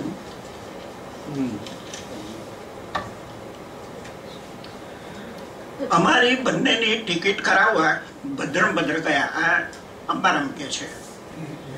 હું જોડે ઉભો રહ્યો. બારીમાં ખભા સુધી ડોકું ઘાલી ભદ્રે કહ્યું, શ્રી મોહમયીની 2 મૂલ્ય પત્રિકાઓ આપો. ટિકિટ માસ્ટર પારસી હતો. તેણે કહ્યું, શું બકે છે, આ તો ટિકિટ ઓફિસ છે. તો ભદ્રે ઉત્તર દીધો, યવન, તેથી હું અજ્ઞ નથી. મારે મોહમયીની 2 મૂલ્ય પત્રિકાની આવશ્યકતા છે. તેનું વિતરણ કરવું એ તારું કર્તવ્ય છે. ટિકિટ ઓફિસમાં એક હિન્દુ હતો. તેણે કહ્યું કે સૌરાભજી અને ગ્રાન્ટ રોડની 2 ટિકિટ આપો. ત્યારે ગાડી ગ્રાન્ટ રોડ સુધી જતી હતી. તો ટિકિટ આપતા સૌરાભજી બોલ્યા કે સારો કઈ મેચ થયેલો છે, હું સમજતો જ નથી કે શું બકે છે. ભદ્ર હવે કોપ સમાવી શક્યા નહીં. એણે મોટે અવાજે કહ્યું, દુષ્ટ યવન, તારી ભ્રષ્ટ વાસનાને લીધે તું અજ્ઞાન રહ્યો છે, મૂર્ખ. અગાડી બોલવાને બદલે ભદ્રે એકાએક ડોકું બહાર ખેંચી લીધું. ધબકારો થયો હતો અને બહાર આવી નાક પંપાડતા હતા તે પરથી મેં ધાર્યું કે પારસીએ મુક્કો માર્યો હશે. પણ મને તો એટલું કહ્યું કે દુષ્ટ યવનનો સ્પર્શ થયો છે, મારે સ્નાન કરવું છે. જો કેટલો સરસ રીતે આખી વાત મુકાઈ છે. અને આપણને હવે ટ્રેનમાં બેઠા પછી શું થાય છે, એને એક દૂતારો મળે છે. આ માણસ બહુ સરસ વાતો કરે છે. પહેલા તો અંબારામને ફાલતુ પ્રશ્ન, એટલા બધા ફાલતુ પ્રશ્ન પૂછે છે, એની પાસેથી બધી માહિતી મેળવી લે છે કે આ લોકો કેવા છે ને ક્યાં જઈ રહ્યા છે. પછી હવે અંબારામ કહે છે કે ગાડી ચાલવાની તૈયારી થઈ એટલે પેલો માણસ નીચે ઉતર્યો હતો તે પાછો આવી બેઠો, બીડી સળગાવી પીવા લાગ્યો. ધુમાડો નાપસંદ કરી મેં મોં પર કંટાળો બતાવ્યો. ભદ્રંભદ્રને અને મને એને અકીકી બીડી આપવા માંડી. ભદ્રંભદ્ર એનો સ્પર્શ ન થાય માટે સંકોચાઈને કહ્યું, અમે બ્રાહ્મણ છીએ, અમારાથી ન લેવાય. એ કહે, લેવાય નહીં પણ પીવાય તો ખરી. ઘણા બ્રાહ્મણ બીડી પીએ છે. ભદ્ર કહે, એ તો ભ્રષ્ટ, પતિત, પાપી, સુધરેલા. એમ કેમ કહેવાય? શાસ્ત્રમાં તો બીડી પીવાનું બહુ પુણ્ય લખ્યું છે. હોય નહીં, જુઠ્ઠી વાત. નહીં કેમ? જુઓ, ધૂમ્રપાનમ મહાદાનમ, ગોટે ગોટે ગૌદાનમ, અગ્નિહોત્રી મહાયાગે, પુનર્જન્મસ્ય નાશનમ. એવું ધૂમ્ર પુરાણમાં લખ્યું છે. મુખ પર અગ્નિ મૂકવાનું મહાપુણ્ય છે. મરદાના મુખ પર અગ્નિ મૂકવામાં આવે છે એટલે મરદાની અવગતિ થતી નથી. ભદ્ર જરા વિચારમાં પડ્યા. શંકાશીલ થઈ પૂછ્યું, તમે એ પુરાણ વાંચ્યું છે? જાતે જ, નહીં તો શ્લોક કહું ક્યાંથી? ભદ્રે નોટ કાઢી પૂછ્યું, મને શ્લોક લખાવશો? હું વિચાર કરી જોઈશ. બહુ ખુશી થઈ. કહો તો લખ્યા તું. ના, લખાવો. તેણે ધીરે ધીરે શ્લોક લખાવ્યો. તે ભદ્રે લખી લીધો. લખ્યા પછી ભદ્રે કહ્યું, મને આ શ્લોક પાછળથી ઉમેરેલો લાગે છે. શાસ્ત્રમાં આવી આજ્ઞા હોય જ નહીં, પણ શ્લોક છે એટલે વિચાર કરવો પડશે. તાર ચતુર ખેલાડી જેવો જે માણસ, હરજીવન એનું નામ છે, પછીથી આવે છે, તે વાસ્તવમાં એક ચોર છે. અને એ મુંબઈ શહેર વિશે એવી મજાની વાતો કરે છે, તેના વિશે આપણે જોઈએ. આ માણસ એમ કે છે, હું તો બહુ વાર મુંબઈ જઈ આવ્યો છું. મુંબઈ જેવું શહેર દુનિયામાં નથી. ફરતો દરિયો છે અને ઊંટની ડોક જેવો બેટ છે. એટલું મોટું ગામ કે ભૂલા પડો તો પત્તો જ નહીં. તે માટે ઠેર ઠેર ટપાલ સારું લોઢાના થાંભલા દાટેલા છે. અહીંયા પેલી ટ્રામ સર્વિસ હશે તેની વાત છે. રસ્તો ના જડે તો કપાળે ટિકિટ ચોડીને સરનામું લખી ત્યાં ઉભા રહ્યો. એટલે ટપાલની ટિકિટ આવે તેમાં આપણને લઈ જઈ મૂકી આવે. મારે એમ એક વખત ટપાલવાળા જોડે તકરાર થઈ. તે કહે કે તારા ભાર કરતા ટિકિટ ઓછી છે. મેં કહ્યું કે મેં લાડુ ખાધેલા છે, તેનો ભાર કાપી લેવો જોઈએ, કેમ કે લાડુ ટપાલમાં તો મફત જાય છે. પછી મને નોટ પેઇડમાં લીધો. મેં અરજીઓ કરી કે 2 મહિને પૈસા પાછા મળ્યા, રોકડા ન મળ્યા. પણ ટપાલ ઓફિસને ઓટલે 4 દાડા ભાડા વિના મફત પડી રહેવા લીધો. 5મે દાડે પોલીસ જોડે તકરાર થઈ ને ત્યાંથી હું જતો રહ્યો. પણ સાહેબ, અરજી કરવાની હિંમત જોઈએ. તો આગળ જતા એ લોકો મુંબઈ પહોંચ્યા અને માધવબાગની સભામાં પણ પહોંચ્યા. અને સભા શરૂ થાય તે પહેલાનું થોડું વર્ણન છે, એ પણ બહુ મજાનું છે. જેમને અગાડી આવી પહોંચ્યા પછી પોતાની જગ્યા મેળવવાનો જ પ્રયત્ન કરવાનો હતો, તેઓ ટોળાનું જોર નરમ પડે ત્યારે વિશ્રામ લઈ ચિંતા દૂર કરવા વિવિધ વાતો કરતા હતા. કોઈ કહે કે આજની સભામાં એવો ઠરાવ કરવાનો છે કે બ્રાહ્મણને રૂપિયાથી ઓછી દક્ષિણા આપવી નહીં. કોઈ કહે કે બધી રાંડી રાંડોને પરણાવી દેવાનો સરકારે કાયદો કર્યો છે, તો તે માટે ખાસ અરજી કરવાની કે સૌ રાંડી રાંડો પોતાની જ્ઞાતમાં જ પરણે. કોઈ કહે કે એવી અરજી કરવાની છે કે ગાયનો વધ કરે તેને મનુષ્ય વધ કરનાર જેટલી સજા કરવી, કેમ કે અમારા ધર્મ પ્રમાણે ગૌ માતા મનુષ્યથી પણ પવિત્ર છે. હવે અહીંયા બે પાત્રોનો પરિચય થાય છે આપણને. એના વિશે પણ બહુ સરસ વાત છે કે આગે ખુરશી પર બેઠેલા બે જણાને રામશંકરે સલામ કરી. તેથી ભદ્રંભદ્રે પૂછ્યું, એ કોણ છે? રામશંકર કહે, પેલા ઠીંગણાને જાડા સરખા છે ને ચારે બાજુ જુએ છે, તે આ ઘોરખોદિયાના ભાઈબંધ કુશલ બાપુ શંકર, અને તેમની જોડે બેઠા છે તે એમના કાકા પ્રસન્ન મનશંકર. પાસે બેઠેલો એક આદમી બોલી પડ્યો, એ કુશલ બાપુનું નામ જ લોકોએ ઘોરખોદિયો પાડેલું છે અને એના કાકાનું નામ નખોદિયો પાડેલું છે. નામ પડી ગયા છે એટલે ભૂલાવા એ લોકોએ આ બે બ્રાહ્મણોને પૈસા આપીને એ નામે પોતાને ઓળખાવાને માટે રાખ્યા છે. પૈસાની રચના કરનાર લોકો એવામાંથી એ પૈસાથી પોતાનું નામ, પોતાનું કામ સાધવા માંગે છે. અહીંયા જે પ્રસન્ન મનશંકર અને કુશલ બાપુ શંકરનો જે પરિચય થાય છે, તે પ્રસન્ન મનશંકરે પોતાનું ઉપનામ એક ધારણ કરીને થોડા પુસ્તકો લખ્યા છે, કવિતાઓ લખી છે, અને એનું નામ હતું વિદ્યાઢગ. પણ છાપકામની ભૂલને લીધે એ વિદ્યાઠગ થઈ ગયા. અને એ કહે છે કે એ સંસ્કૃત ભાષાનો ઠગ શબ્દ છે એટલે મેં ચાલવા દીધું.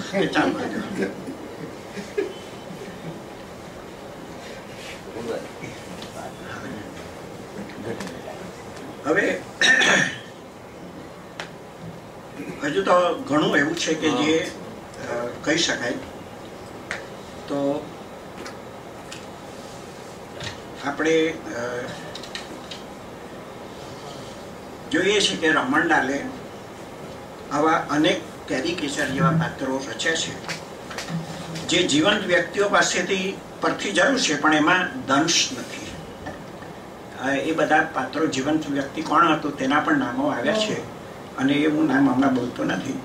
પણ હાસ્ય પેદા કરવા માટે જે અતિશયોક્તિની જરૂર હોય છે તેનો રમણલાલે ભરપૂર અને સચોટ ઉપયોગ કર્યો છે. હાસ્ય જન્માવી શકાય એવા વર્ણનો કર્યા છે. સંવાદોની ભાષામાં પણ વિવિધ જાતિઓને બોલીઓનો જે સફળ પ્રયોગ કર્યો છે આપણે જોઈ શકીએ છીએ. પેલા બ્રાહ્મણ અને પારસી રમૂજી પ્રસંગો યોજવામાં નર્મ, મર્મ, કટાક્ષ, વિનોદ, ઉપહાસ જેવી તમામ પ્રકારની જે તરકીબો એ એમણે વાપરી બતાવી છે. અને અહીંયા હાસ્ય આમ જુઓ તો સ્થૂળ જરૂર છે, પણ તે બહુ જ અસરકારક છે. એટલે એમાં કોઈ બ્લેક વિટ નથી, એમાં કોઈને ડંખે તેવું નથી.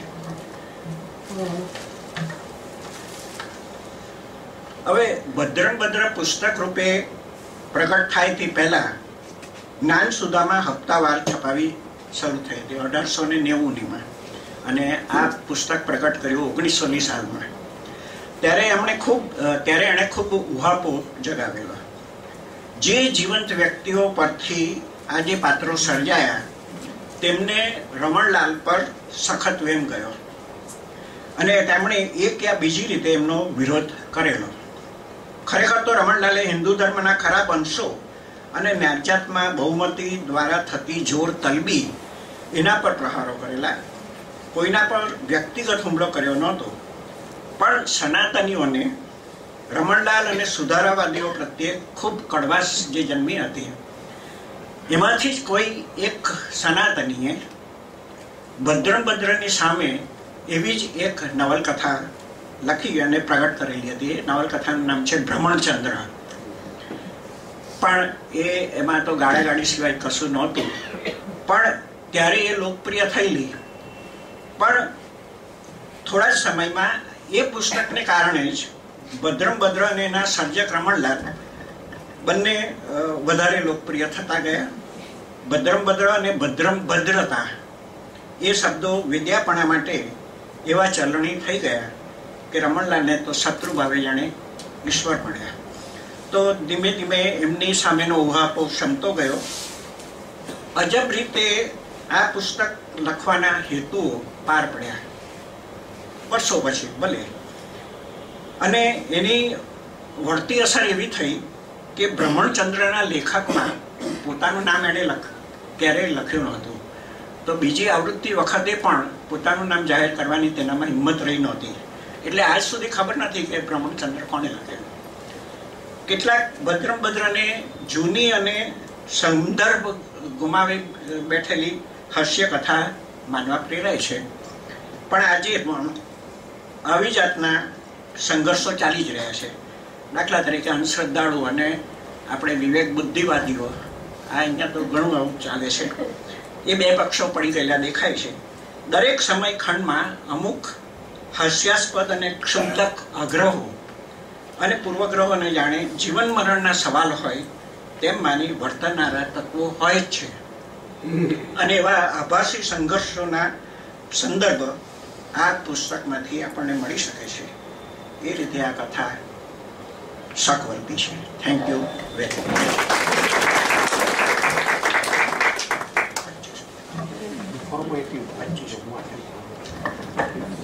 પ્રફુલ્લભાઈ કે 25 મિનિટ થઈ,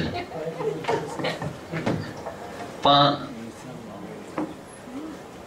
આ ભદ્રમ ભદ્ર નવલકથા વાંચવાની જે મજા છે, જે થોડુંક પણ પ્રફુલ્લભાઈ વાંચી લીધું એમાંથી તમને ખ્યાલ આવશે કે આ નવલકથા ખરીદીને વાંચવી. એટલા માટે કે આપણે જ્યારે પણ એ વાંચશું ત્યારે તમને મજા જ આવશે અને આનંદ આવશે. અને નિર્દંશ હાસ્ય એટલે આ લેખકની જે વિશિષ્ટતા એ છે કે એક પરિસ્થિતિ એ પ્રયોજ્ય છે અને એમાંથી જે આપણા સમાજમાં બનતી જે વિસંગતિઓ છે અથવા જે વિરોધાભાસો છે એને આમ કુશળતાપૂર્વક મૂકીને એક આખી ઘટના પ્રયોજે છે અને એમાં આપણને હાસ્યની તરબોળ કરે છે. સરસ રીતે પ્રફુલભાઈ આ નવલકથા આસ્વાદ કરાયો. હવે જગદીશભાઈ ગુજર, કમા મુનશી પણ બધા જ વાંચ્યા હશે અને એનામાં જે ઘટના પ્રવાહ છે એ પછી જયારે ઘટના લોકની વાત આવી એટલે તો પણ મુનશી આજે વંચાય છે. મુનશી વાંચવાની આપણને મજા જ આવે અને આપણે આમ ખેંચાઈ જઈએ, તણાતા જઈએ એમના આ ઘટના પ્રવાહોમાં. અને એ રીતે મુનશી આજે પણ એટલા જ વંચાય છે. આપણને વાંચવાની મજા આવે અને ખાસ કરીને ઐતિહાસિક નવલકથા પણ ઘણી બધી લખી છે એમણે. તો જગદીશભાઈ ગુર્જર સરસ વિવેચક છે, પ્રાધ્યાપક છે અને ઘણી બધી એમણે નવલકથા કવિતાઓના આસ્વાદ કરાવ્યા છે, વિવેચન કર્યા છે. જગદીશભાઈ ગુર્જરને વિનંતી કે તેઓ આવે અને ગુજરાતનો નાથ કમા મુનશી નવલકથા પર બોલે. જગદીશભાઈ ગુર્જર. બેઠકના અધ્યક્ષ શ્રી રવિન્દ્રભાઈ, મુરબ્બી શ્રી નાનો બાપા, સાથી વક્તા મિત્રો પ્રફુલભાઈ, સંધ્યાબેન અને જે વિશિષ્ટ રીતે ષષ્ઠી પૂર્તિ ઉજવાઈ રહી છે જેમની, એવા જનકભાઈ, એમને આપણે અનેક પ્રકારે અઢળક અભિનંદન આપીએ છીએ. ગુજરાતનો નાચ વિશે વાત કરવાની છે અને કનૈયાલાલ મુનશી અને બહુ જ પ્રસ્તુત રીતે કહ્યું જનકભાઈએ કે આજે પણ મુનશીનું એટલું જ આકર્ષણ છે, એટલો જ દૂરનિવાર પ્રભાવ છે અને આધુનિક જે સર્જકો છે, આધુનિક ભાવકો છે એ પણ મુનશીના એટલા જ ચાહકો છે. ભવન્સમાં જ્યારે મુંબઈમાં મુનશીનો પરિસંવાદ હતો ત્યારે રઘુવીરભાઈએ ત્યાં બહુ ગૌરવપૂર્વક કહ્યું હતું કે આજે પણ મારા પ્રિય સર્જક કનૈયાલાલ મુનશી છે.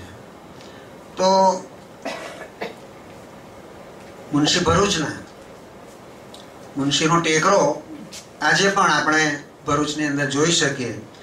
અને ભાર્ગવ બ્રાહ્મણ તરીકેની એમની પ્રતિભા અને પોતાના વડવાઓ વિશે એમણે બહુ જ ઉમંગથી વાત કરી. અને એટલે સુધી કે અસ્મિતાની વાત કરતા કરતા, ગુજરાતની અસ્મિતા, ભારતની અસ્મિતાની વાત કરતા કરતા એમાં એમણે પોતાની અસ્મિતાની પણ વાત કરી.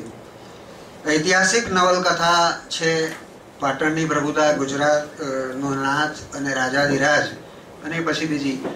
આ ઐતિહાસિક નવલકથા નિમિત્તે એમના સમકાલીનોએ પણ એમની જબરજસ્ત ટીકાઓ કરી. આજે પણ ટીકા થઈ રહી છે, પણ વધુ ને વધુ મુનશી વંચાતા રહ્યા છે, વધુ ને વધુ પ્રેમથી અને ઉલટથી વંચાતા રહ્યા છે. એ પણ એટલી જ વાસ્તવિકતા છે. ઐતિહાસિક તથ્યોને અને એનું જે હકીકત છે, હકીકતને પૂરેપૂરા વળગી રહેવાનું એ પ્રકારનું દબાણ વિવેચકો તરફથી થયું. અને મુનશીએ ક્યાં ક્યાં આમાં થાપ ખાધી છે, ઇતિહાસને ક્યાં વિકૃત કર્યો છે, એ નિમિત્તે બહુ જ કડક ટીકાઓ પણ થઈ છે. પણ મુનશી એમાં બહુ સ્પષ્ટ કહે છે, એમણે જે કહ્યું કે ઐતિહાસિક નવલકથાને માનવ વ્યવહારના એક પ્રયોગ સિવાય બીજી રીતે હું જોઈ શક્યો નથી. ગત યુગ હતો તેવો કોઈ સાહિત્યનો કલાકાર સર્જી શક્યો નથી. તો આ બહુ જ સ્પષ્ટ, જેને કહેવાય કે કન્વિક્શન છે કે ઇતિહાસને એવો ને એવો જો નિરૂપવામાં આવે તો પછી નવલકથા એમાંનું જે રસ છે, એમાંની જે કલા તત્વો છે, એ કલા તત્વોને આપણે કેવી રીતે ન્યાય આપી શકીએ. એટલે પ્રાયોરિટી જે છે, પ્રાથમિકતા છે, એ નવલકથા છે. અને પોતાનો જે પ્રિવિલેજ છે કથાકાર તરીકેનો, એ પૂરેપૂરી રીતે મુનશીએ એમાં પોતે વાપર્યો છે. બીજી પણ એક જે ટીકા થઈ કે આ મુનશીની જે નવલકથાઓ છે એ બધી રંજન કથાઓ છે, રોમાન્સ છે. અને બાબુ દાવલપુરાએ તો એ પ્રકારનો લેખ પણ કર્યો કે રંજન કથા અને નવલકથા એ બંનેના સ્વરૂપો અલગ અલગ છે. અને આપણે ત્યાં આપણા વિવેચકોએ આ દિશાની અંદર વિચાર નથી કર્યો અને આપણે એને નવલકથા તરીકે જ જોતા રહ્યા છીએ. ખરેખર આ રોમાન્સ છે અને રોમાન્સના તત્વો એ બહુ અલગ છે. એમણે એક એમનો જે લેખ છે એમાં નોર્થપ ફ્રાયનું એક વિધાન મૂક્યું છે ધ એનાટોમી ઓફ ક્રિટિસિઝમમાંથી, કે essential difference between novel and romance lies in the conception of characterization. The romancer does not attempt to create real people so much as stylized figures which expand into psychological archetypes. એટલે એમણે જુંગની વાત કરતા એમ કહ્યું કે રોમાન્સર જે છે એ વાસ્તવિક પાત્રો, રિયલ પાત્રો એ સર્જી શકતા નથી. અને મારે આ થોડાક સમયની અંદર જે વાત કરવાની છે એમાં મારે એ કહેવું છે, એમની બધી જ મર્યાદાઓને કબૂલ કરીને, કે એમણે જે પાત્રો સર્જ્યા છે, મિનળ અને મુંજાલ, કાક અને મંજરી અને બીજા જે પાત્રો છે, એ પાત્રોની અંદર કેવા પ્રકારનું જીવંતપણું છે. અને એમાં આજના સંદર્ભની અંદર આધુનિક વિવેચનની સંજ્ઞાઓથી એને આપણે પામી શકીએ એવા પ્રકારનું તત્વ છે કે એમાંથી ઇમોશનલ એમ્બિવેલન્સ કહી શકીએ, ભાવ સબલતાનું તત્વ આ પાત્રોમાં એમણે કઈ રીતે આવ્યું છે.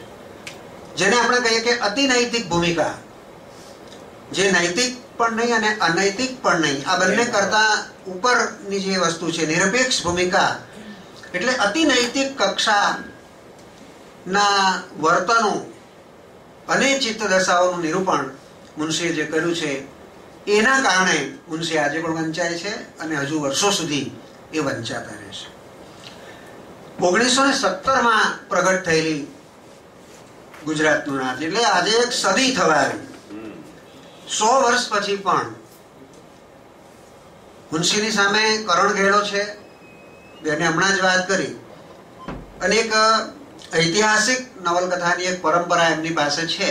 પણ જ્યાં મર્યાદાઓ છે આ નવલકથાકારની, કરણ ઘેલોની અંદર, એનાથી બિલકુલ બચીને અને એક નવું સ્થિત્યંતર રચવાની દિશામાં, કારણ કે વાર્તા રસ એ એમને માટે મુખ્ય છે. અને કઈ રીતે વાર્તા રસ નિર્માણ કરે છે અને કઈ રીતે એક ચુંબકીય પ્રભાવ પોતાની સર્જકતાનો એ ઉત્પન્ન કરે છે, એ આપણે જોવાનું છે કે મુનશીની કલા દ્રષ્ટિને જે પહોંચતી સરસતા છે અને વાર્તા રસ, પ્રસંગ સંકલના, ગતિશીલતા અને એની સાથે સાથે પરોક્ષપણે, કારણ કે સરસ્વતીચંદ્ર ના રચયિતાએ તો જ્ઞાન રસ ની સાથે સાથે ઉપદેશ પણ આપવાનો એક આખો આશય હતો, કારણ કે પોતાને જે કંઈ કહેવું છે એ બધું એક કથાના રસ દ્વારા, મિષ્ટ રસની અંદર એમણે પાઈ દેવું હતું. એટલે એવો કોઈ અહીંયા આશય નથી, છતાં પણ પરોક્ષ રીતે ગુર્જર અસ્મિતા અને ભારત વર્ષની અસ્મિતાનો સંકેત પણ આ કથામાં વણાઈ જાય છે. એ સર્જકનો આશય નથી, પણ આપણે એમાંથી પામી શકીએ છીએ.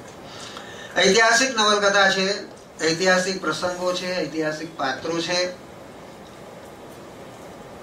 એમાં ફેરફારો પણ કર્યા છે. મિનળ અને મુંજાલ, કાક અને ઉદયન ના જે પાત્રો છે એ પાત્રોની અંદર મુનશીએ પોતાના સર્જક મિજાજથી બહુ આગવા ફેરફારો કર્યા છે.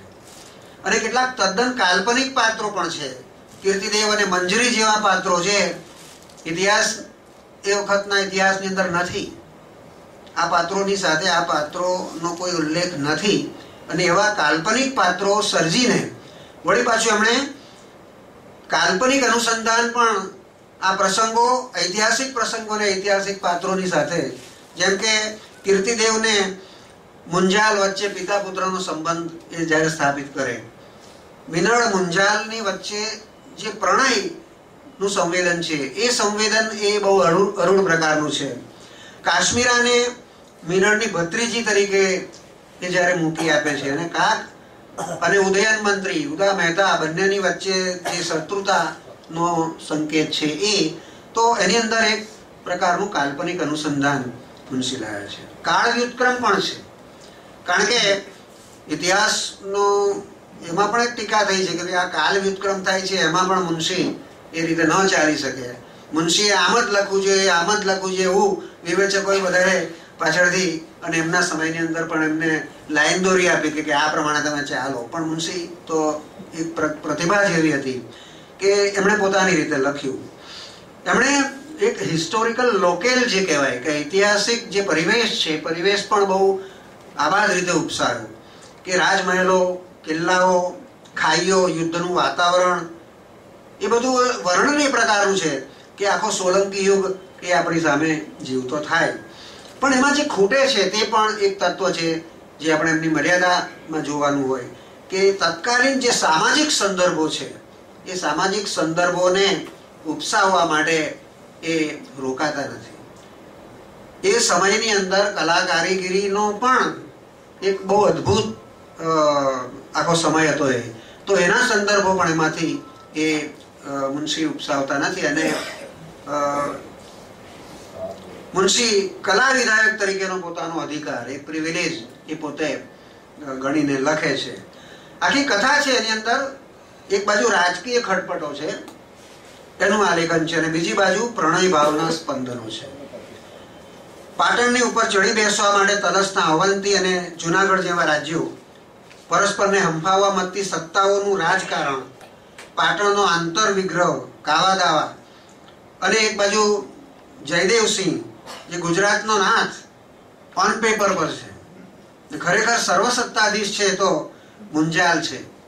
અને નાનો છે જયદેવ એટલે દૈન્ય ગ્રંથિ અનુભવે છે કે ભાઈ મારું કંઈ ચાલતું નથી, મુંજાલ છે અને એમાં હું કંઈ કરી શકતો નથી. આ એ પોતે પ્રયાસ પણ કરે છે કે હું, અને મુંજાલ તો કહે છે કે તું ચક્રવર્તી થા. અને કાક જયદેવને પછી આવીને સલાહ આપી જાય છે ખાનગી રીતે, અને પછી જ્યારે પોતે આમ એક્સપ્લોર કરે છે ત્યારે પેલા મુંજાલ એને એમ કહે છે કે આ કોઈ કોણ પાક્યો કે આ સલાહ આપી ગયો છે, આ જયદેવની પોતાનું વિઝન તો છે જ નહીં, એટલે ભડકે છે અને આ કોણ પાક્યો, જરા ધ્યાન રાખવું પડશે એમ કરીને કે કાકનો જે પ્રવેશ થાય છે. અને આ જે કાક છે એ કાક એ આખી કથાનો નાયક બને છે, એક કડીરૂપ પાત્ર છે. કથાની અંદર આવતા બધા મોટા ભાગના જે પ્રસંગો છે એ બધા કાકના સંદર્ભે આવે છે. તો આ પણ મુનશીનું એવું છે કે કાક તો એક નાનો યોદ્ધો હતો, એક ભટ્ટ હતો, તો એને આટલો બધો મોટો મહિમા એનો જે કર્યો છે એ પણ મુનશી એ પોતાની જે કલા કાર તરીકેની પોતાની જે સત્તા છે એનો ઉપયોગ કર્યો. ત્રિભુવનપાળ પણ એના વખાણ કરે છે કાકના, કે મારામાં લાંબી પહોંચ નથી, પણ કાકની પહોંચથી મેં જેટલો વિજય મેળવ્યો છે એટલો મારા બાહુબળથી મેં મેળવ્યો નથી. જયદેવ પણ એમ કહે છે કે આ એને કહે છે ત્રિભુવનપાળ કે એને રાખો કાકને, તો કે મારે 2 મુંજાલ મારા રાજ્યની અંદર મારે નથી જોઈતા એકી સાથે. એટલે આ રીતે કાકનું જે પાત્ર છે એ કેન્દ્રીય પાત્ર છે. કીર્તિદેવનું જે પાત્ર છે એ મુનશીનું, અને એક બાજુ કીર્તિદેવ અને બીજી બાજુ મુંજાલ, આ બંનેને આપણે જો મૂકીએ તો કીર્તિદેવ એવો છે કે જે અખંડ ભારત નો સ્વપ્ન દ્રષ્ટા છે. એને એમ છે કે એક આખું સમગ્ર અખંડ આર્યાવર્ત આપણે ઊભું કરવું. અને બીજી બાજુ મુંજાલ એ એક વાસ્તવ દ્રષ્ટા છે કે ભાઈ મારી પાસે આ જે મારું પાટણ છે, તો મારું જે ગુજરાત છે એ ગુજરાતને જ મારે ટકાવી રાખવું છે. મારી ઝૂંપડી છે એ ઝૂંપડીને મારે ટકાવી રાખવી છે. મારે આર્યાવર્તનો મહેલ ચણવા જાઉં તો મારી ઝૂંપડી એ ચગદાઈ જાય. અને મારે એ કહે છે કે મારી પાસે કીર્તિદેવ એને કહે છે કે તમે સ્વીકારો અને આપણે આ બધું આખું એક બહુ અખંડ રાષ્ટ્રનું નિર્માણ કરીએ. આજ સરદાર પટેલની જે પ્રકારનું વિઝન હતું એ પ્રકારે. તો કહે છે કે હું એક મહારાજ્યનો મંત્રી હોત, મારા તાબામાં 10,000 સામંત હોત તો હું તે સ્વીકારત. તે નથી એટલે લાચાર. મહા મહેનતે મેં મારી ઝૂંપડી ઊભી કરી છે. આર્યાવર્તનો મહેલ ચણવા જાઉં તો એ ઝૂંપડી ચગદાઈ જાય. સમજ્યા? તમને જે મહેલ બાંધવાની હોશ છે તે તમે ભલે બાંધો, મુંજાલ તો એની મઢુલી જ સંભાળશે. તો આ એક રાજકીય પરિદ્રશ્યની જે વાસ્તવિકતા છે એ વાસ્તવિકતા એ મુંજાલમાં પ્રગટ થાય છે. અને એ વખતનું જે દ્રશ્ય છે કે અનેક આક્રમણોથી હારતા લૂંટાતા રાજ્યો, સંકુચિત અહંભાવી મનોદશા, આંતરિક ફૂટપાટ, ટૂંકી રાજકીય દ્રષ્ટિ, કૂપમંડુ મનોદશા અને પામર રાજકારણીઓ, આ બધાની વચ્ચે એમણે મુંજાલે પોતાની મઢુલીને, પોતાના રાજ્યને એણે ટકાવી રાખવાનું હતું.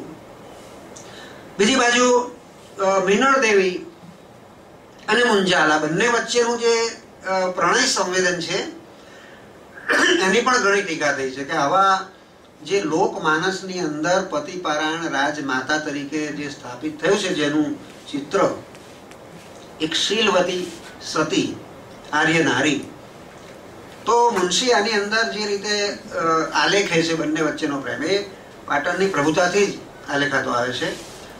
પણ અહીંયા ગુજરાતનો નાથ એની અંદર એમણે જે ઉત્તરોત્તર એને સૂક્ષ્મ રીતે અને એક જેને કહેવાય કે શરીરની જ્યાં કામના નથી એવા માનસિક પ્રકારનો, પ્લેટોનિક પ્રકારનો જે પ્રેમ છે, પ્રેમ એમને એમાં આલેખો છે.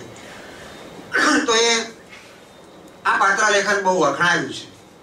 મુંજાલ અને મિનળ વચ્ચેનું પ્રણય સંવેદન આલેખીને એમણે એક જે કથા જે છે, કથાની જે પોતાનું, અને બીજું કે એમને જે અભિપ્રેત એ છે કે માનવ હૃદયના જે ભાવો છે, જે સનાતન ભાવો છે અને સૂક્ષ્મ ભાવો, સર્જકનું આખરે કામ શું છે, આધુનિક સર્જક હોય કે પછી પરંપરાગત રીતે લખતો હોય, પણ એને તો મુખ્ય જે આપણા માનવ જીવનના શાશ્વત ભાવો છે, સનાતન ભાવો છે અને હૃદયના જે પ્રકારના ભાવો છે, જે સત્ય છે, સંકુલતા છે અને જેમાં સૂક્ષ્મતા છે, એનું આલેખન કરવાનું છે. તો આ બંને પાત્રોના જે અમુક નિરૂપણો એવા છે કે જે આજે આપણે વાંચીએ તો આપણને એમ લાગે કે આ ખરેખર જેને સાયકોસોમેટિક રિયાલિટી કહી શકીએ, મનોદૈહિક વાસ્તવિકતા, એને એમણે ઉજાગર કરી છે. અને એકી સાથે પાત્રોના ચિત્તની અંદર પરસ્પર વિરોધી ભાવના જે સંવેદનો જાગે એનું આલેખન કરવાનો જે પડકાર છે એ મુનશી આ કેટલીક એવી ક્ષણો એમણે બહુ સરસ રીતે ઝડપી છે. આધુનિક મનોવિજ્ઞાનની ભાષામાં જેને ઇમોશનલ એમ્બિવેલન્સ કહેવાય અથવા તો એમ્બિવેલન્સ ઓફ ઇમોશન, એ પાત્રોના હૈયાને સારી નાખતી જે ઉથલ પાથરો છે કે મિનળ, હવે આ પ્રૌઢ વયનો પ્રેમ પાછો એ પણ બહુ વિરલ છે કે પ્રૌઢ વયે આ મિનળને એમ જાગે કે તું એક ક્ષણ તું મને સ્પર્શ કર, તું મને તું બાથમાં લે, તારા બાહુઓની અંદર તું મને જકડી લે. આ પ્રકારની એક જેને ફ્લેશ અને બ્લડના લેવલની જે અંદરના જે આવેગો છે એ આવેગોની વાત જ્યારે થતી હોય અને જ્યારે એક સંયમ એણે ટકાવી રાખ્યો છે કે મારો ધર્મ એ છે. બહુ પહેલા મુંજાલ એની અંદર આટલો આવેગથી એ પોતે વિચલિત થયો હતો, ત્યારે મિનળ એને એ કહે છે કે નહીં, તું આની અંદર આપણે આટલા વર્ષો સુધીને આપણે તપ કરવાનું છે અને આ સંકલ્પ લેવાનો છે. તો એ સંકલ્પને પાડ્યો એટલું જ નહીં, પણ જ્યારે મિનળ વિચલિત થાય છે ત્યારે પણ એ જે મેન્ટલ સીસો જેને કહેવાય સાયકોલોજીની પરિભાષાની અંદર, કે એ પોતે એને એક વખત વિચલિત થઈ જાય, એને પોતાના બાહુઓમાં જકડી લે અને પછી એને ફેંકીને પોતે નાઠો. આ એક બહુ સરસ છે. આપણી પાસે સમય નથી, નહીં તો એનું અહીંયા વાંચન કર્યું હોત તો એ બહુ જ અદભુત ક્ષણો, એ જે પાત્રોના હૈયાની સારી નાખે એવી ઉથલપાથલો, એ ઉગ્ર મનોમંથન અને હૃદય પરિવર્તન એમણે આ લખ્યા છે. તો મિનળ શા માટે મુંજાલને પરણાવવા માંગે છે, એ પણ એક બહુ જ જેને કહેવાય કે રસપ્રદ એવું એક વર્તન છે. કે મિનળ એને એટલા માટે સોમસુંદરી સાથે પરણાવી દેવા માંગે છે કે તે ફરીથી પરણે તો જ પર પુરુષ સાથેના પ્રેમ સંબંધનું પોતાના હૃદયને પીડ્યા કરતું એ જીવતું જાગતું કલંક નિવારી શકાય. તો એને કહે છે કે તું બીજા પરણી જાય તો આજે મારામાં જે શલ્ય છે કે મારો પ્રેમી તું પછી તું બીજાનો થઈ જા. તો એ સોમસુંદરી એને માટે તૈયાર પણ કરે છે કે મારે તો એ તાંતણો શુદ્ધ અને દૈવી બનાવવો છે. એમાં મારે અપવિત્રતાનો અંશ પણ જોઈતો નથી. મારા હૈયાની મારે આહુતિ આપવી છે, તે વગર મારું સતીત્વ કેમ સિદ્ધ થાય? તો અહીંયા એ પણ એક મિનળના હૈયાની અંદર આ વસ્તુ છે. એ પણ તમે જો કે આ બંને પાત્રોને એક પ્રકારના વિશુદ્ધ પ્રણયની ભૂમિકા ઉપર એમણે લાવીને મૂકી આપ્યા છે. પણ મુંજાલની એકલતા તો વધતી જ જાય છે, કારણ કે એ સોમસુંદરીનું પણ મૃત્યુ થાય છે, કારણ કે એમાં નિમિત્ત પાછો મુંજાલ બને છે. એટલે એની એકલતા પણ એટલી બધી ગહન થતી જાય છે. બીજા આવા બે પાત્રો છે, કાક અને મંજરી. એટલે મંજરી અને મિનળ, આ જે પાત્રો છે એ પાત્રો એ અમર પાત્રો એ બની ગયા છે.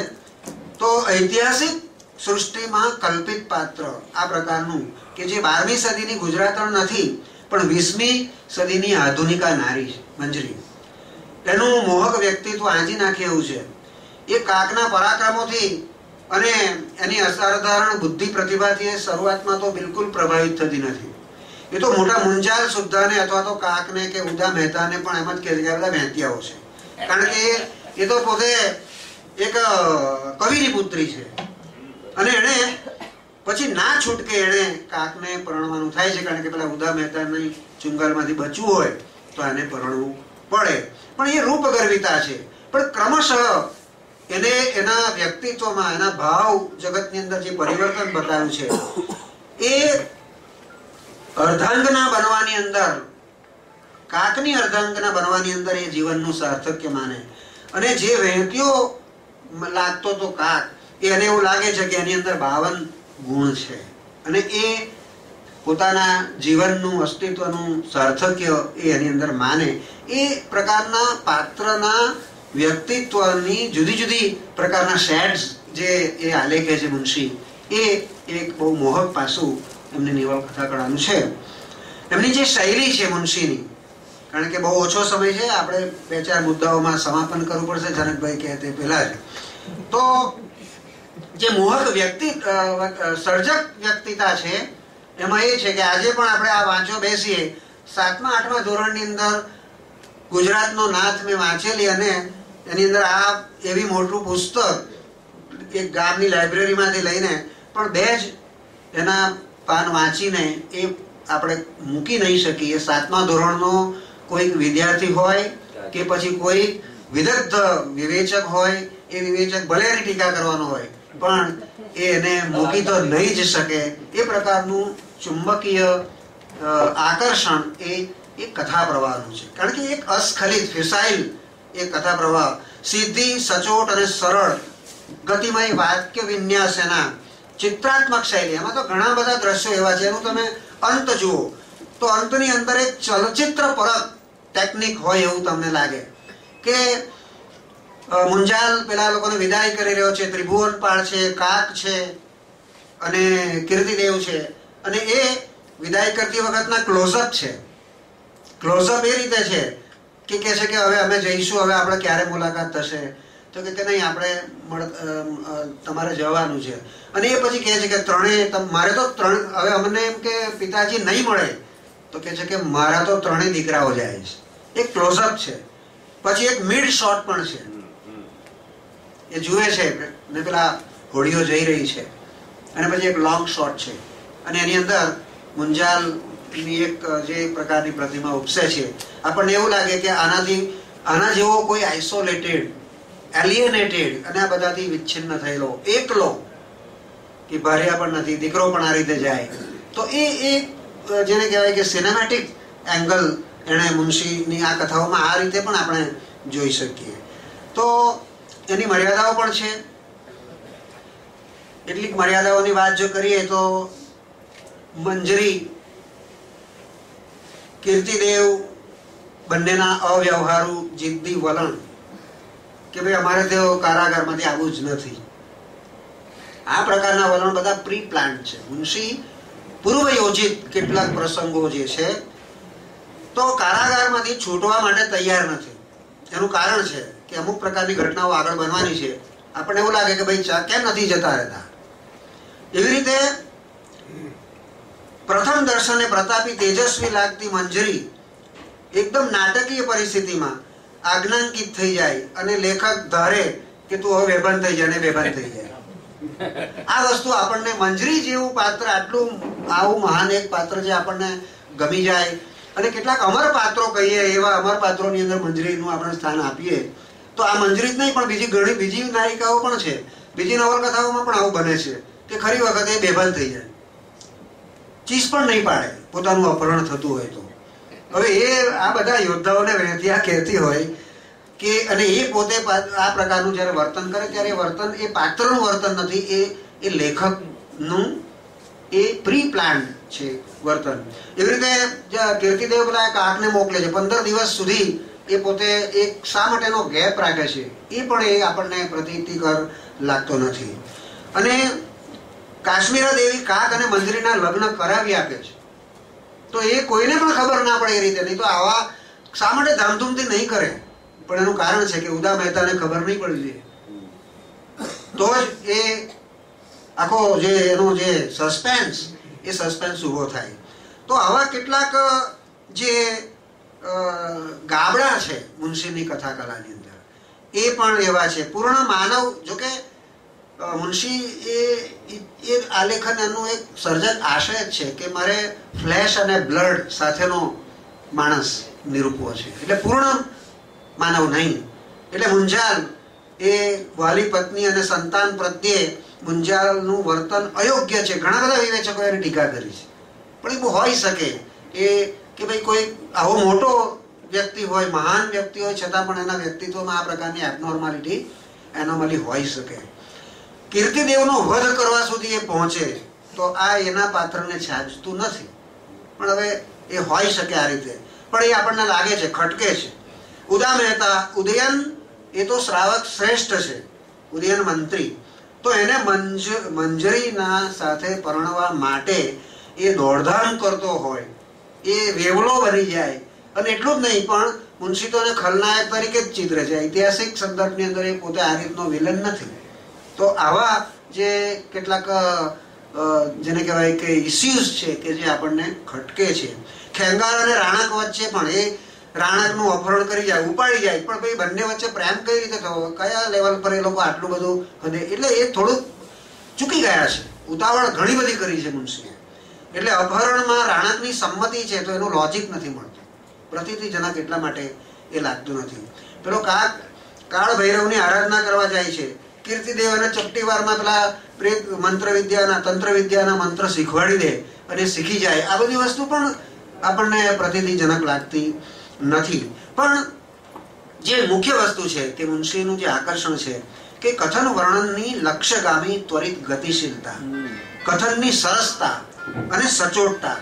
એના જે કેટલાક વર્ણનો છે, વર્ણનો આપણે વાંચીએ તો આપણે રીઝી જઈએ કે રાજ દરબારનું વર્ણન, વૈભવશાળી હવેલીઓ, ગુપ્ત વાવ અને કિલ્લાના ભેદી ભોંયરા. જોકે આની અંદર પણ એની અંદર તો જોયું છે કે આ તો બધું એમણે પોતે નકલ કરી છે.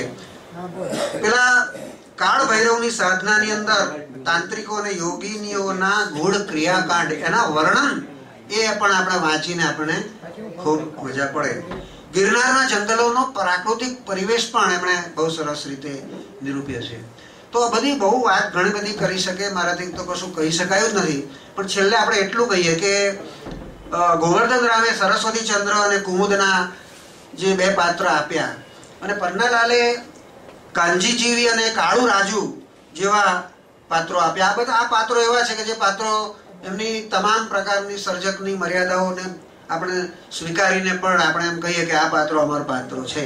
તો મુનશી એવા પાત્રો અહીંયા આપ્યા છે, મિનળ અને મુંજાલના અને મંજરી અને કાકના.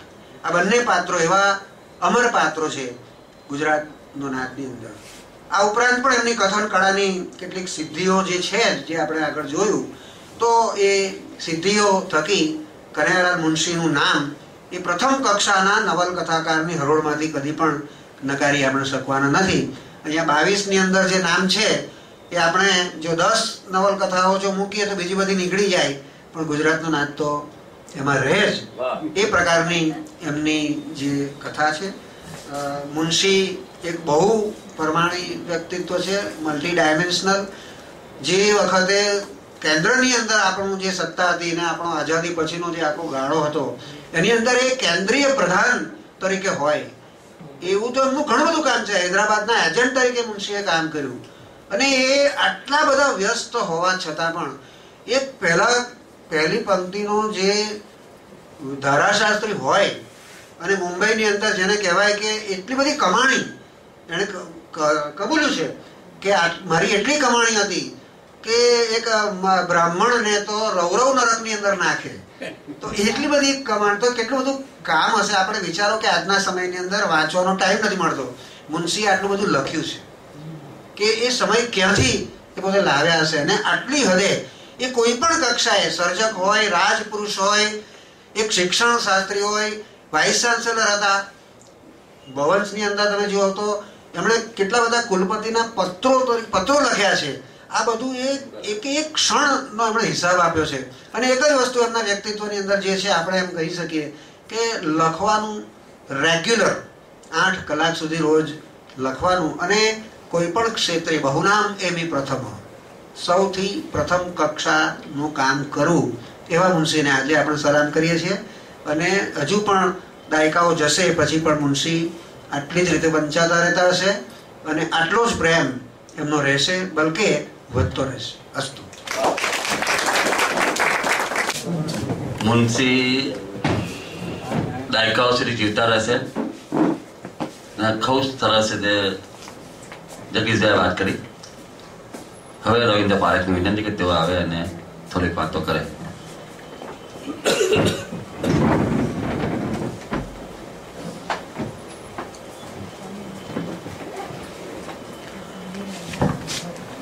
ત્રણ વક્તાઓ નક્કી હતા, પ્રમુખનું ઠેકાણું નહોતું અને એમાં મારો શિકાર થયો છે. મારી કશી તૈયારી નહોતી અને હું તૈયારી વગર બોલું ત્યારે કેટલું ખરાબ હોઈ શકે એનો એક નમૂનો તમને આજે મળશે.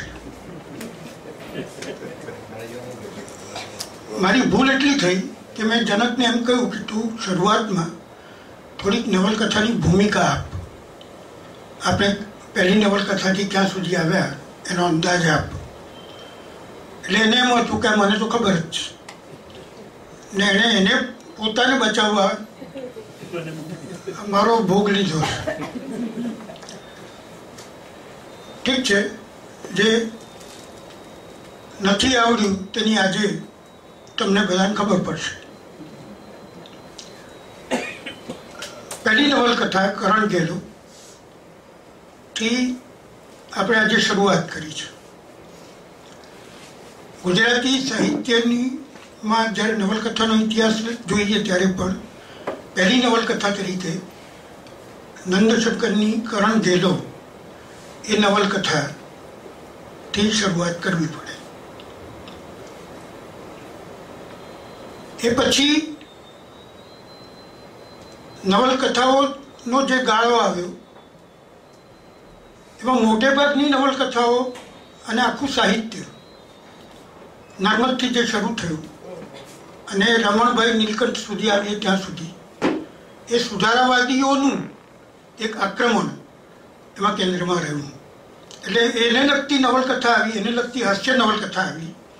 એટલે આપણે એક જ દિવસમાં લગભગ, એટલે જ્યારે પહેલી નવલકથા એ 1866માં એ પ્રગટ થઈ, અને છેલ્લી જે મુનશીની નવલકથા કહી તે 1917માં પ્રગટ થઈ. 51 વર્ષ થયા. આ 51 વર્ષમાં નવલકથા એ જે વળાંક લીધો, મહત્વનો વળાંક, મુનશી આગળ આવીને આપણે એ જોઈ શકીએ છીએ. તો 51 વર્ષમાં નવલકથા કેટલી આગળ ગઈ. જે કરણ ગેહલોને નવલકથાના સ્વરૂપ વિશેની કશી કોઈ સ્પષ્ટતા નથી. એમનું જીવન ચરિત્ર અને એમણે લખેલી નવલકથા વચ્ચે એટલી બધી શેરભેળ છે કે આપણે ક્યારે નવલકથા વાંચીએ અને ક્યારે જીવન ચરિત્ર વાંચીએ છીએ એની પણ બહુ ખબર ન પડે. આટલી અંધાધૂંધી વચ્ચે નવલકથાના કોઈ લક્ષણો બહાર આવ્યા નથી. આવી પરિસ્થિતિમાં પહેલી નવલકથા એ નંદશંકર લખે છે, અને આપણે એની 1000 જાતની ખામીઓ કાઢી શકીએ, પણ આપણે એ વિચારવાનું રહે છે કે નવલકથાનું સ્વરૂપ જ બંધાયું નથી. નવલકથા એને પહેલો એકડો એને પાડ્યો છે. હવે એ જે પહેલો એકડો એક બાળક પાડે ત્યારે એ તમને સુઘડ સુસ્પષ્ટ એવો કેવી રીતે દેખાય? અને 51 વર્ષમાં નવલકથાની સ્વરૂપની પૂરેપૂરી લાક્ષણિકતાઓ પ્રગટ થઈ જાય છે. તો 51 વર્ષમાં નવલકથા એક મોટી હરણફાળ ભરી છે. આજે 51 વર્ષનો ઇતિહાસ આપણે નવલકથાનો જોઈએ, એમાં 3 નવલકથાના ઉદાહરણો છે. તો નવલકથાનું સ્વરૂપ 51 વર્ષની અંદર કેટલું બધું દ્રઢ થયું છે એનો એક પરિચય પણ આપણને મળે છે. નવલકથાઓ તો તે પછી પણ લખાય. એમાં ગોવર્ધનરામ એક મોટું નામ, જેમણે સરસ્વતીચંદ્ર આપી. સરસ્વતીચંદ્રને બીટ કરી શકે એવી કોઈ નવલકથા આજે પણ નથી એવું કહેવાય છે. એની સામે મતભેદો ને બધું ઘણું બધું છે. હું પોતે એવું માનતો નથી. હું એમ જ માનું છું કે સરસ્વતીચંદ્રને માટે આપણે એક અહોભાવથી જ વાત કરી છે. સરસ્વતીચંદ્રના 4 ભાગની નનામી એક ખભેથી બીજે ખભે ઉતરતી એ આપણા સુધી આવી છે. પણ જે સમયમાં જે સર્જકે કાર્ય કર્યું છે એના સંદર્ભમાં પણ જ્યારે જોવાનું હોય ત્યારે સરસ્વતીચંદ્ર, પ્રફુલ્લભાઈએ ટકોર કરી, હું એની સાથે જરા પણ સંમત નથી, કે ભદ્રમ ભદ્ર એ સરસ્વતીચંદ્ર કરતાં પણ વધારે લોકપ્રિય પાત્ર છે. એ તુલનાનો જ અર્થ નથી. કારણ કે સરસ્વતીચંદ્ર એક જે પ્રકારનું પાત્ર છે એ, અને ભદ્રમભદ્ર એક ઉપહાસમાંથી પ્રગટ થયેલું પાત્ર છે. અને તમે ઉપહાસની જ્યારે વાત કરો ત્યારે દેખીતું છે કે એની અસર વ્યાપક હોય, પણ જે સરસ્વતીચંદ્ર જેવું પાત્ર હોય એની અસર ઊંડી હોય. તો આ વ્યાપકતા અને ઊંડાઈ વચ્ચેનો પ્રશ્ન છે, એમાં સરખામણીનો અવકાશ ઓછો રહે છે. એ પછી જે કેટલીક મહત્વની નવલકથાઓ મુનશીની આવી, એમાં આપણને આજે ગુજરાતમાં નાથની ખબર પડી, પૃથ્વી વલ્લભ અને બીજી ઘણી નવલકથાઓ. એક ફેરફાર એ પણ છે કે રજપૂત યુગનો અંત આવે છે કરણ ગેહલોમાં, અને મુનશીએ જે પસંદ કર્યો છે તે આખો સોલંકી યુગ છે. એ ઇતિહાસ પણ આપણી સાથે ને સાથે ચાલે છે. મુનશીની નવલકથા વિશે આપણને ઘણા પ્રશ્નો છે. ને એક વાત બહુ સ્પષ્ટ છે કે તમારે ઇતિહાસ જોઈએ છે કે નવલકથા, એ નક્કી કરી લેવું પડે. જો ઇતિહાસ જોઈતો હોય તો ઇતિહાસ પડેલો જ છે, વાંચો. પણ નવલકથાકાર તરીકે જો એને નવલકથા બનવાનું હોય તો ઇતિહાસમાં ક્યાંક ને ક્યાંક કશોક ને કશોક ફેરફાર અનિવાર્ય બને છે. એનું કારણ એટલા માટે કે એણે કળાતત્વ સિદ્ધ કરવાનું છે. ઇતિહાસની સિદ્ધિની સાથે સાથે એ કળાતત્વ પણ સિદ્ધ કરવાનું છે. અને નવલકથા તો સિદ્ધ થવાનું જ છે. ઇતિહાસ સિદ્ધ થાય કે ના થાય, કારણ કે નવલકથા, ઐતિહાસિક નવલકથા એ સંદર્ભ આપણે લઈને ચાલીએ છીએ. એટલે એવા સંજોગોમાં મુનશીને માફ જ કરવા પડે, અને માફ પણ છે ને માટે એનો અધિકાર છે આ પરિવર્તન માટેનો, એ કેમ ન કરે. અને આપણે યાદ રાખીએ કે મંજરી મંત્રી મુંજાલ ને બીજા જે પાત્રો છે એ શું તમને ઇતિહાસના પાત્રો તરીકે યાદ છે? તમને જે યાદ છે એ પાત્રો તો મુનશીના છે. તમે ઇતિહાસના પાત્રો તો જોવા પણ નથી ગયા, વાંચ્યા નથી. તો એ સર્જકનો વિજય છે, નવલકથાકારનો વિજય છે કે એણે ઇતિહાસના પાત્રોને એટલા લોકપ્રિય કર્યા કે એ તમારી સામે ફરીથી સજીવ થઈને પ્રગટ થાય, તમારા સંદર્ભ સાથે, તમારા ઇતિહાસ સાથે, તમારી ભૂમિકા સાથે. તો આવા કામ જ્યારે થયા હોય, નવલકથા માટે ઘણી બધી ટીકાઓ પણ થાય છે કે ભાઈ નવલકથા એટલે એક એવો કોથળો છે જેમાં બધી સામગ્રી નાખ્યા કરો અને એ ટકવો જોઈએ, ઊભો રહેવો જોઈએ. એટલે નવલકથામાં કંઈ પણ ચાલે, નવલકથામાં કંઈ પણ ચાલે એનો દાખલો જોઈતો હોય તો આપણે કરણ બેનન પાસે જવું પડે. એટલે એમાં કંઈ પણ ચાલે છે, લેખક સિવાય બધું જ ચાલે છે. હા, નવલકથાની એક ખૂબી છે કે એમાં લેખક સિવાય બધું ચાલે છે. તો મુનશીમાં આવીએ છીએ ત્યારે લેખક જ ચાલે છે. આટલું એક પરિવર્તન આ 51 વર્ષની અંદર થાય છે કે એકમાં લેખક ચાલતો નથી ને ઇતિહાસ પેલું રગડ દગડ થતો ચાલે છે. આમાં ઇતિહાસની અંદર પરિવર્તન કળા તત્વોને સિદ્ધ કરવાને કારણે કરવામાં આવ્યા છે. તો આ પ્રકારના પાત્રો, આ પ્રકારની નવલકથાઓ પણ આવી. મુનશીની નવલકથા, ધૂમકેતુની નવલકથાઓ એ પ્રકારે આપણે જોવી જોઈએ. એના પૌરાણિક પાત્રો, મુનશીએ પણ પૌરાણિક પાત્રો પર ઘણી નવલકથાઓ કરી છે. એક વળાંક બીજો જે આવે છે તે, અને જુઓ કે સુરતનું જ કોન્ટ્રીબ્યુશન છે. જે આધુનિક યુગની શરૂઆત થાય છે ગુજરાતી સાહિત્યમાં, એમાં જો સુરતની તમે બાદબાકી કરો તો ઇતિહાસનો પ્રારંભ અશક્ય છે. તમે નંદશંકર, નર્મદ, નવલરામ આ બધાને પૂછી શકો એમ છો, ચંદ્રવદન મહેતા, આ રમણભાઈ નીલકંઠ, જ્યોતિન્દ્ર દવે, તો આ બધા કેટલા બધા એક જ સુરતમાંથી ઊભા થયેલા પાત્રો છે.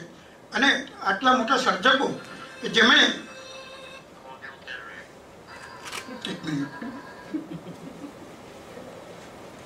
તો એમણે આ જે બધા સર્જકો સુરતના છે એને કારણે ગુજરાતી સાહિત્યનો ઇતિહાસ પણ છે.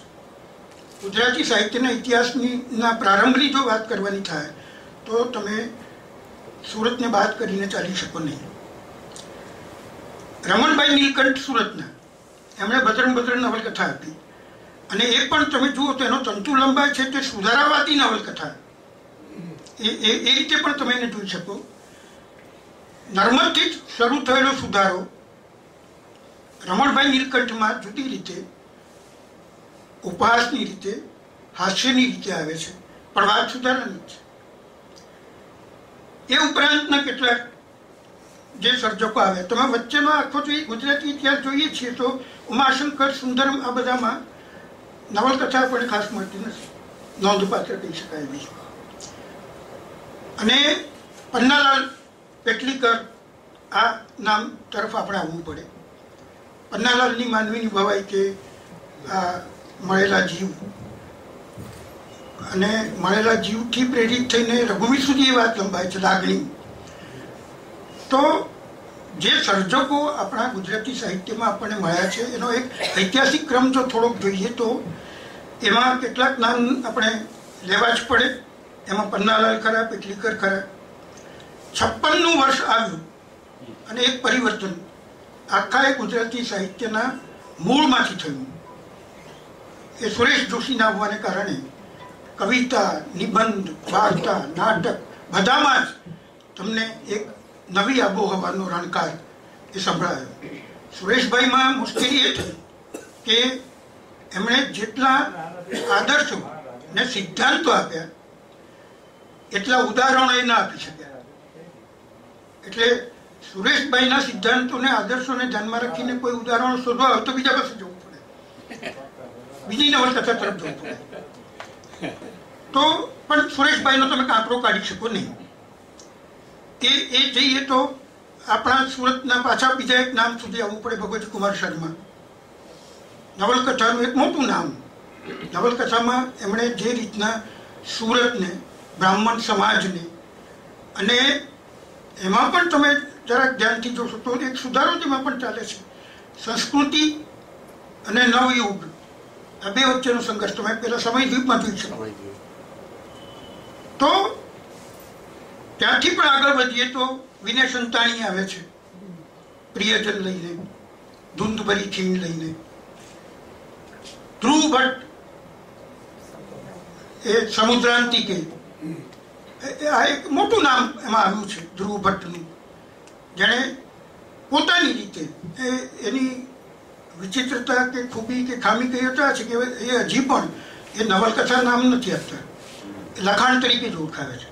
સમુદ્રાંતિ કે લખાણ છે અને એનો લાભ એને એ થયેલો એને નિબંધનું ઇનામ પણ મળેલું અને નવલકથાનું પણ મળેલું. તો આવું ન બોલવામાં 9 ગુણ જે કહેવાય છે તો 9 ગુણ ભરીને લાભ થઈ શકે. આની સમાંતરે એક બીજો પ્રવાહ પણ છે જે લેખિકાઓનો છે. તમે ધીરુબેન પટેલ, વર્ષા અડાલજા, કુંદનિકા કાપડિયા, બિંદુ ભટ્ટ, એમણે એક સ્ત્રી સ્વાતંત્ર્યની ભૂમિકા પોતાની રીતે આપી. ક્યાંક વધારે લાઉડ થઈને વાત થઈ, ક્યાંક વધારે ઠાવકાઈથી પણ વાત થઈ, પણ એક સ્ત્રીનો અવાજ, લેખિકાનો અવાજ. આપણે સ્ત્રી લેખિકા એમ પણ કહીએ છીએ વધારે જ્ઞાની હોવાને કારણે, પણ બેમાંથી એક જ હોય. તો આ જે પ્રકારનું લેખિકા દ્વારા પણ જે અર્પણ નવલકથામાં થયું છે કે 7 પગલા આકાશમાં તમે જુઓ કે 32 પુતળીની વેદના જુઓ, ધીરુબેન પટેલની વડવાનલ કે આગંતુક કે બીજી ઘણી નવલકથાઓ. એટલે નવલકથામાં જે એક મહત્વનો ફેરફાર આવ્યો છે તે એ છે કે નવલકથા એક તબક્કે બોલતી હતી, લાઉડ, બધું જ કહી દેવું. એને બદલે નવલકથા ભગવતીભાઈ ધ્રુવ ભટ્ટ સુધી આવતા કે બિંદુ ભટ્ટ સુધી આવતામાં એક પરિવર્તન એ સાથે છે કે એ વિચારતી થાય છે, બોલતી નવલકથા ઠાવકી થાય છે અને એ આગળ આવીને આપણે અટક્યા છીએ. જોઈએ હવે નવલકથા ક્યાં જાય છે. Thank you.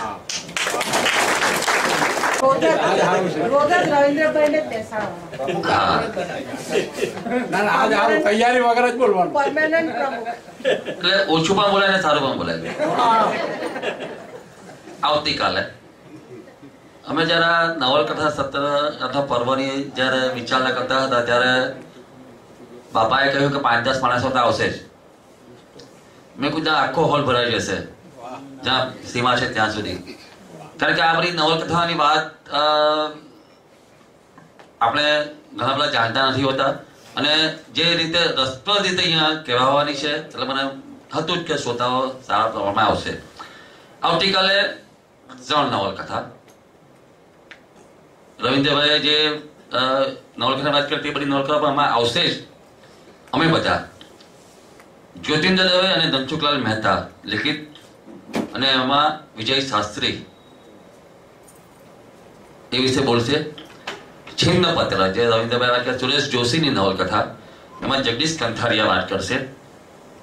ચંદ્રકાંત બક્ષીની પેરાલિસિસ નવલકથા બહુ જાણીતી, એની પોકેટ બુક અમે છાપી હતી, 2 રૂપિયામાં ત્યારે અમે આપતા હતા. દુર્ભાગ્યે ત્યારે કઈ વેચાઈ તો નથી એટલે અમે પસ્તીમાં કાઢી નાખી હતી.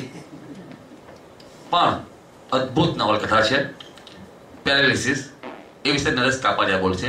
તો આવતીકાલે 6 વાગે આપણે મળીશું. આ સૌ વક્તાઓ જે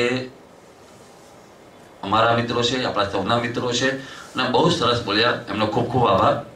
રવિન્દ્રનો ખાસ આભાર કે એને અમે ત્યાં ઉઠાડીને અહીંયા બેસાડી દીધો અને દોસ્ત તરીકે બેસી પણ ગયો, એનો પણ આભાર. આપ સૌનો આભાર.